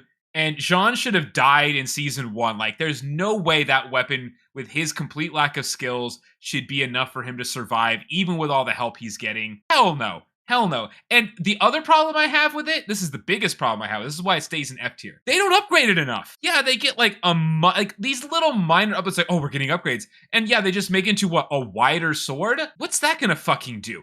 Fucking nothing. And then they give him the slightly wider shield. Okay, that's nice, but he should have gotten rid of the weapons. Like, it should have been more symbolic for him to like move past like the whole family thing and actually get something that could suit him better. I know it's supposed to suit him because like he's like defensive, but if he's like the strategist is not also the tank, okay? That's not how that works. So that also doesn't make fucking sense. These weapons are fucking pathetic. And if you're trying to be a professional fucking huntsman, these are not effective. Like, no fucking self-respect compared to everything else on this list. They are so goddamn ineffective. They can barely do anything. I fucking hate that a main character has weapons this shitty. It actually fucking pisses me off. Fuck Sean's weapons. They don't even get upgraded properly. And the worst part is, it's not even the worst weapon on his team. Fuck me. Can I have because I have a lot of negative things to say about it too. It's more in relation to like what could have been. Now, if it was like a special sword, or if we like got more about the sword and its history and learned more about Jean's parents and grandparents and great-grandparents, if we got more pathos with the sword, sure, or if it was fine, like a magical sword, or if it had like some kind of special property or made out of some special metal. If it had dust imbued into it or something, and he could do like the blade shots that like Blake does. Which he can hypothetically do that because that's supposed to be like an aura thing. So he might use that later on. I'm saying if his sword could do something like that, then fine. Like naturally, without him having to train for it. Yes, exactly. But it doesn't. But it fucking doesn't. So another thing is that every time they upgrade it, it gets worse. The longsword version of it that gets introduced in Volume 4 is stupid. So bad. Well, it doesn't get longer. Yeah, it doesn't go. It doesn't get. It only gets a few inches. It gets heavier, but it gets, like, overall just less effective. Like, it's not even as effective as just the tried and true, like, sword and shield is a tried and true combination of weapons. For fighting people. Against monsters, you want something like a spear, or a halberd, or a gun. Or to have a cliff with a bunch of boulders on top that you roll down onto the mammoths so that you try. Like something that gets you away from their teeth and claws and tusks and horn. And that's why, like, swords are really effective at fighting people because they are designed for fighting people. Also, even against people, it has been proven that halberds and like basically longer weapons are still more effective than swords. A less skilled fighter with a halberd or like a spear could beat a more skilled fighter with a sword because range always wins. Look at even the military today. range is Yeah, always there's a always the reason ultimate why the spear was factor. the go-to weapon for all of humanity from the beginning of the Stone Age all the way to like 1920. That was always like the basic infantry weapon. Yeah, up until like the invention of semi-automatic fire, the spear was like the go-to. Well, until guns. I count bayonets Well, as being spearish. Okay, if you're counting bayonets, kind of. Yeah. Yes, okay. It's still range though because those are guns, so it's still that range wins either way. It's just which range weapon. I got Jean's in D tier. Some of the other weapons, like, we see, like, fairly similar weapons, all in all, like Winter's swords and stuff, get used well. So, really, I feel as though Jean's problem is mostly that Jean sucks. The whole trying to get the shield gimmick thing to work with this thing, that's what mostly detracted from it for me. Like, At least have him throw it like Captain America and put blades on the edges, right? I mean, the sickest fucking combo Jean does in the entire show is in Volume 9 with Weiss. I can't remember why the sword got, like, launched up into the air, but Weiss was, like, in the air on one of her glyphs. She caught it, then threw it back at Jean, and then Jean bounced it off of his shield into the Jabberwocker. The sickest combo Jean has done in the show has not happened yet. It will be with Weiss. It just hasn't happened yet. It'll be when they fuck Wink, with wink. Ghost Peer in the chair. Yeah, yes, exactly. Yes, thank you for explaining what I was, yes. Exactly. I mean, I thought you were actually going to be like, Jean needs to boost Weiss's summonings, because then they would be, like, god tier. No, I was talking about them fucking. No, I was talking about exactly what you thought I was talking about. No, I was talking about them fucking. Speaking of not getting fucked by Jean, next is Pyrrha's Mio and Akuo. Pyrrha's things are okay. Like, there are also a short sword and shield, but plus a rifle. And a javelin. It's kind of got a little bit of everything, and it fits her aesthetic really well. She's probably one of the best at just matching her own vibe with her weapon. And it is, like, just super effective at all ranges, which I like. It is a shame that this is one of only, like, 3 weapons we see get broken. One of them also being Jean's sword, and the other one being Gamble's shroud. I like that the shield has a name. Again, like, sword and shield and spear and shield are both tried and true combination. She does both, plus having a pretty decent rifle that she doesn't actually use a whole lot. Yeah. The thing is, at least she has a gun with it. That makes a big difference. It's not the most effective, but it is a gun. She does also use the gun to boost the javelin aspect of it, which is fucking cool. I think that's what bumps it up into S over A for me. I actually have them in S. And again, keep in mind, I'm not a Pyrrha fan. But there's a few things that make this S tier. One, the fact that the gun aspect of it boosts the power and range of the javelin aspect of it. The fact that it also works as a spear, the fact that it works so well with her semblance. That's the other thing. She throws her shield and uses it as a ranged weapon as well, and then she can fucking recall it. She can recall both of her weapons. So that makes them... And the shield is super sharp, like it's sharp enough to cut through a grim. Exactly. So that's the thing I said Jean's weapon should have. So she's actually got 2 ranged weapons that are also 2 melee weapons.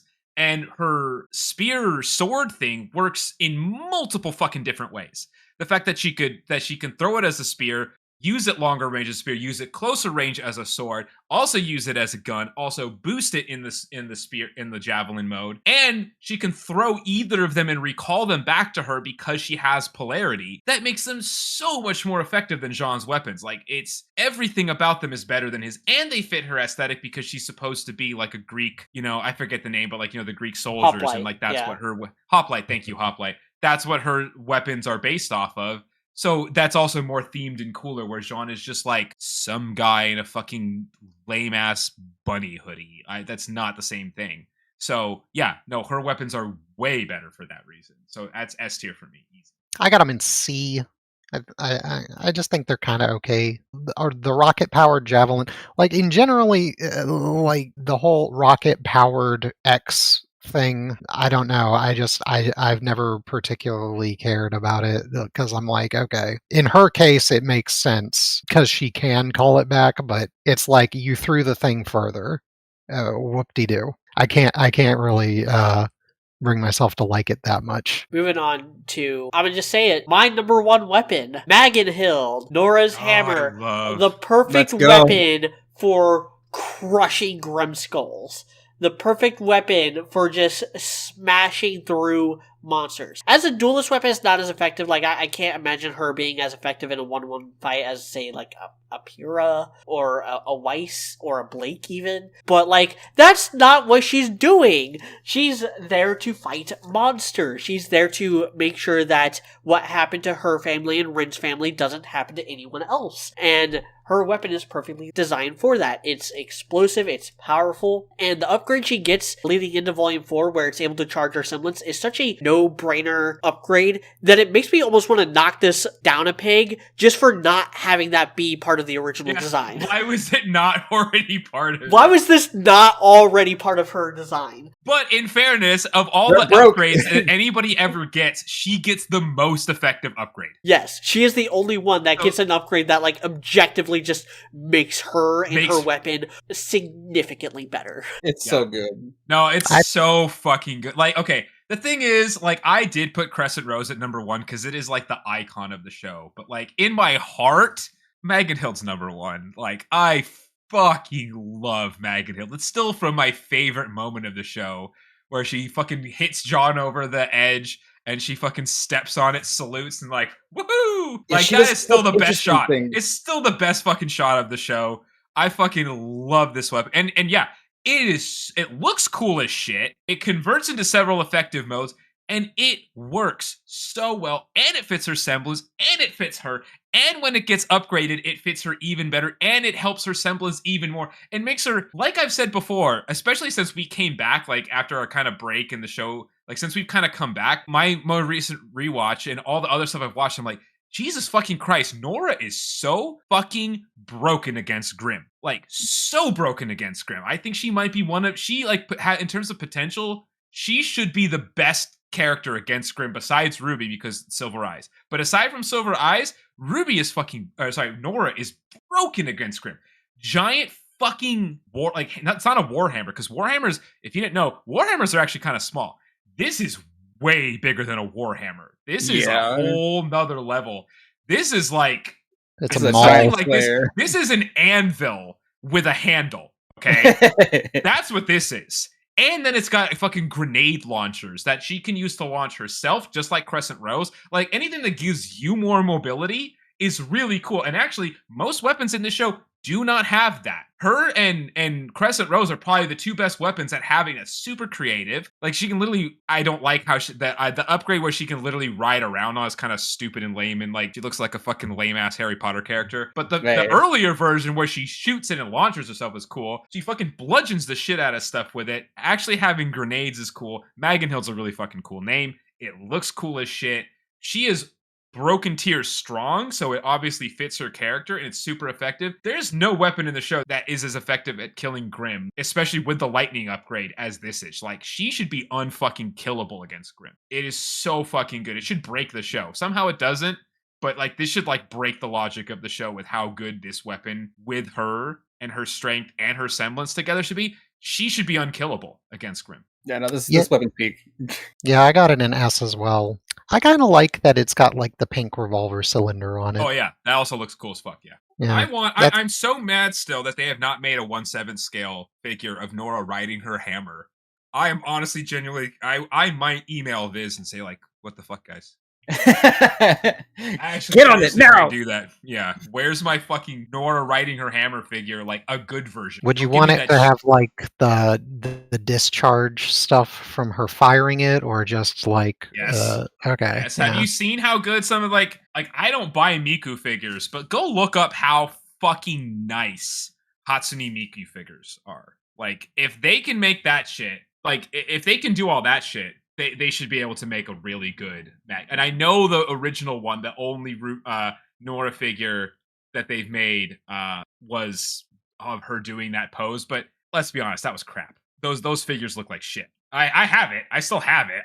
I want a good one. You know, I want one that's actually good. So, please give me that. It's so fucking cool. So, wrapping it up with Stormflower, Ren's machine gun pistols. You mean storm fraud? Get that shit out of here. Yeah, get that shit out of here. This is the most F tier weapon possible. I have ranted about this before. Ren's weapons piss me the fuck off. There is no weapon in the show that pisses me off as much as I don't know if there's any other weapon that really pisses me off that much. Like Sean's kind of annoys me, but Ren's weapons make me genuinely angry because they are so fucking ineffective. How is he together with Nora out in the wilderness or surviving on their own for like 10 years? And she gets like the best, most effective weapon against Grimm. And he gets these little fucking pussy ass pea shooters with really stupid ass blades that don't even do anything. Has to empty an entire clip just to take down one Beowulf. Meanwhile, RWBY's out there styling and profiling, taking out entire fucking,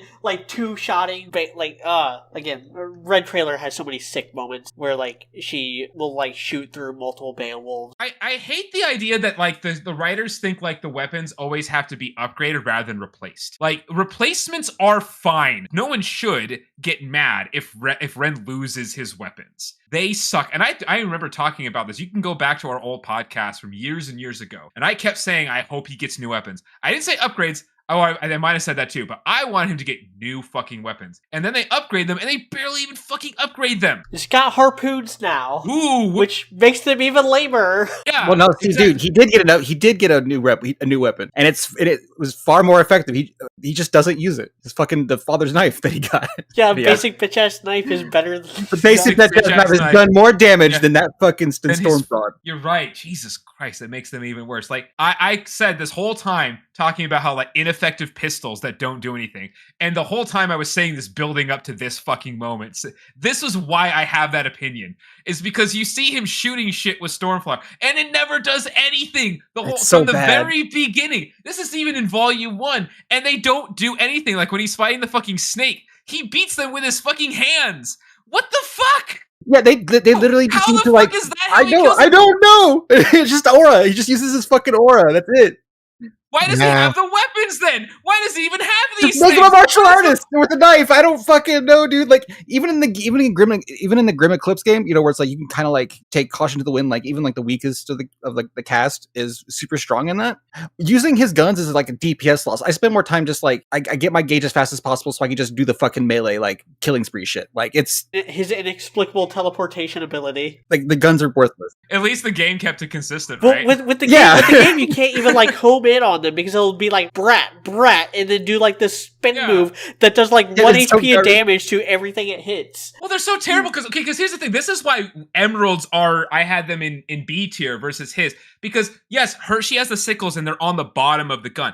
But she shoots them out of the chain so they're whipping out like way like yards and yards in front of her, right? Like maybe 20 yards in front of her. Ren's, they are negative range almost. So, like, how are they supposed to be effective at all? Like, anybody should be able to kill him. Because even when he's doing, like, his, like, gun fu stuff, it's reverse grip for the blades. Like, he has no effective range when actually, like, trying to, like, swing them around. Push them out, but then they're at the bottom, so, like, really awkward. Like, there's no leverage either. Like, there's no power behind it. There's no range behind it.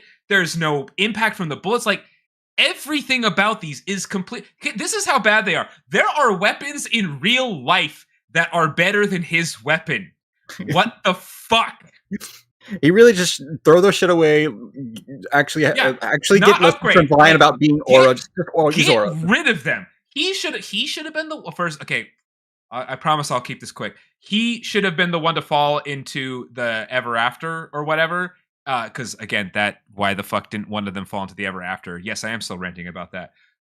And then lose his weapons and then have to get new weapons from the armor or something like that. That would have been so much better. I fucking hate his weapons. I know they're not going to do anything with them at this point. It's too late. But they should.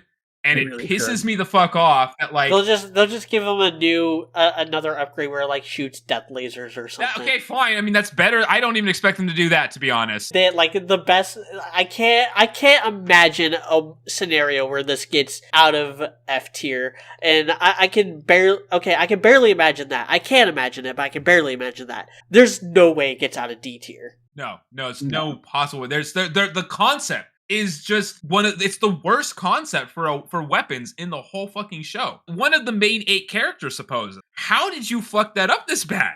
and then never do anything about it that helps at all throughout fucking 10 years so far of this fucking show. More than 10, like 12 years. And they haven't done anything to fix this? Yeah, just use the knife, man. It's over. Cut the cord. It's just over. Man. Oh my god, this is so fucking infuriating. This is like so bad. This I think is actually the most angry I've ever been on the show, even more than Nora's character assassin. I am more angry about Ren's fuck ass shitty goddamn ineffective fucking weapons than anything else. Like, Jesus Christ, they're impotent. They're fucking impotent fucking weapons, okay? Jesus Christ, fucking dude needs some ED meds. It's even the fact that I'm pretty volatile against those weapons says a lot about this fucking shit, bro. It's like, who? Yeah. Oh, why? Good. Media has to pee. We can keep ranting. Like, the thing is, like, there's point. There's one little point where they stick out in front of the sword of the gun part, but like he never uses that. Like, he just how are you supposed to fight with these? There's nothing like the angle. Like, if you think about, like, if you try to punch something with it or anything, like, they would just break your wrist. I mean, it's the same argument for like work. Yeah, it's the same argument for like with like Fox's weapons. It's not really gonna be that great. If a barrel is that close to you, it's over by the. Yeah, I mean, Fox's weapons but Fox's weapons technically have a range thing, so his range weapon might be stronger than Ren's. And the other thing is, who cares about Fox? He's been in the show like for a minute maybe so far, so it doesn't really matter. Ren is a very fucking important character. He's one of the main 8 of the show, and he's fought a lot. So the fact that his weapon is this fucking ineffective, and that's the thing that pisses me off. They've never done anything about it. And when they finally gave him a quote-unquote upgrade, it made the weapons worse. How do you fuck that up this badly? How do you not realize that this guy needs to be doing something better? And they act like he's a good fighter. Like, Ren, we know Ren is effectually the worst fighter besides Jean. Like, he always has no stamina. He's never doing anything. And they don't address that either, which is really fucking weird to me also. Like, that also bothers me that, like... Unless you want to, like, use that as, like, oh, he was projecting in Volume 8. Maybe, but, like, again, the writers don't address the fact that he's not that good of a fighter. Like, somebody needs to call him out about that. I can't believe that hasn't happened yet. Because they address the fact that it's not said explicitly, but it is made obvious that Yang is the best one-on-one fighter because she's the one chosen to go on in the tournament arc. So that makes sense. You see all the other... RWBY is, ostensibly the best against Grimm because she has the silver eyes and stuff like that. And obviously we see Nora fucking just destroying, like, mobs of Grimm. And then we see that Pyrrha is the best again on her team in one-on-one fights. And we see that Jean is considered to be an ineffective fighter. Why is Ren, like, not treated as an ineffective fighter? Because he is. He doesn't do anything. He barely ever beats anything if you watch the show. He's just kind of like, oh, do. And then nothing happens, and then he just gets hit, and then he, like, falls asleep because he gets tired. Yeah, he's more effective. He's a good utility man thanks to his semblance. Why doesn't he have a weapon that fits his semblance better? That's another problem. Oh my god, there's even more problems. His weapon doesn't even fit his semblance. Yeah, he should have, like, gun knives still. Maybe something with, like, a rotating blade. Something that can, like, flip in any angle regardless of how he's holding it. So that he can, like, sneak up on Grimm and, like, cut their heads off before they even realize he's there. Like, he should be, like, a Grimm assassin. I Yes. was gonna say, I don't think he... Yeah, something more like that. Sun Jin-woo, but actually balanced. Fucking hate these weapons. Oh, I fucking hate this shit. Why? This has pissed me off for years, and I'm glad I finally got a chance to actually rant about this, because I have not ranted about this yet, and I rant about everything. I had not had the chance to rant about how fucking awful Ren's weapons are, and the fact that they've never given him actual upgrades or replaced them is mind-boggling and so fucking infuriating, and it's fucking retarded by the writers to not do that. Even if they do it in volume 10, address it. like... And they don't address... I mean, if they do, I'll be very happy. Fine. Yeah. I mean, it'll still be bad that it was like that up to this point, but, like, how did they not, like, realize that? Because they never show him being effective as a fighter, really.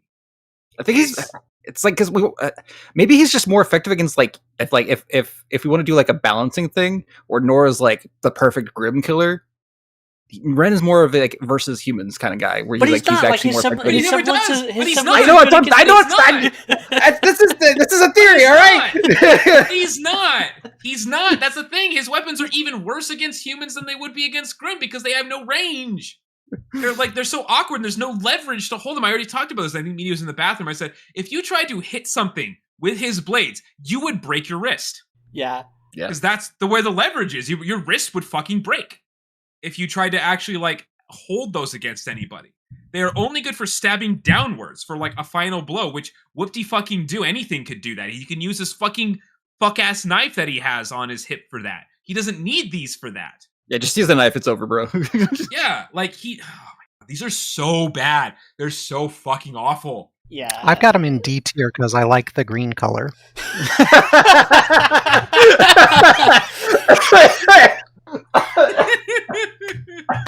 I think that's the best note we can end on. Thank you all for joining us. While Sock dies in the background. If Sock survives, will be the next thing we're doing is we're starting in the new year the volume retrospectives. Yeah. Look forward to that because I know I am. I am really, really looking forward to that. I think it's gonna be a lot of fun. So we'll take the volumes one by one, talking about each volume in detail. Media and I are about to give ourselves a lot of homework, aren't we, Media? Yeah, I'm actually going to be recording myself doing the homework, and I might upload some stuff as shorts because I've never uploaded a YouTube short, and that's apparently where the money's at. So I might do that. This is true. I could tell you that. I guess I'll watch stuff again. Yes, it'll be nice to like refresh my memory on a bunch of shit because it's been a minute, man. So thank you all for watching. Join us next time while we do that. Join the Discord, follow me on Twitter, support the Patreon if you want, support the channel, like, comment, subscribe, and we'll see you next time. See you, Nara. Bye.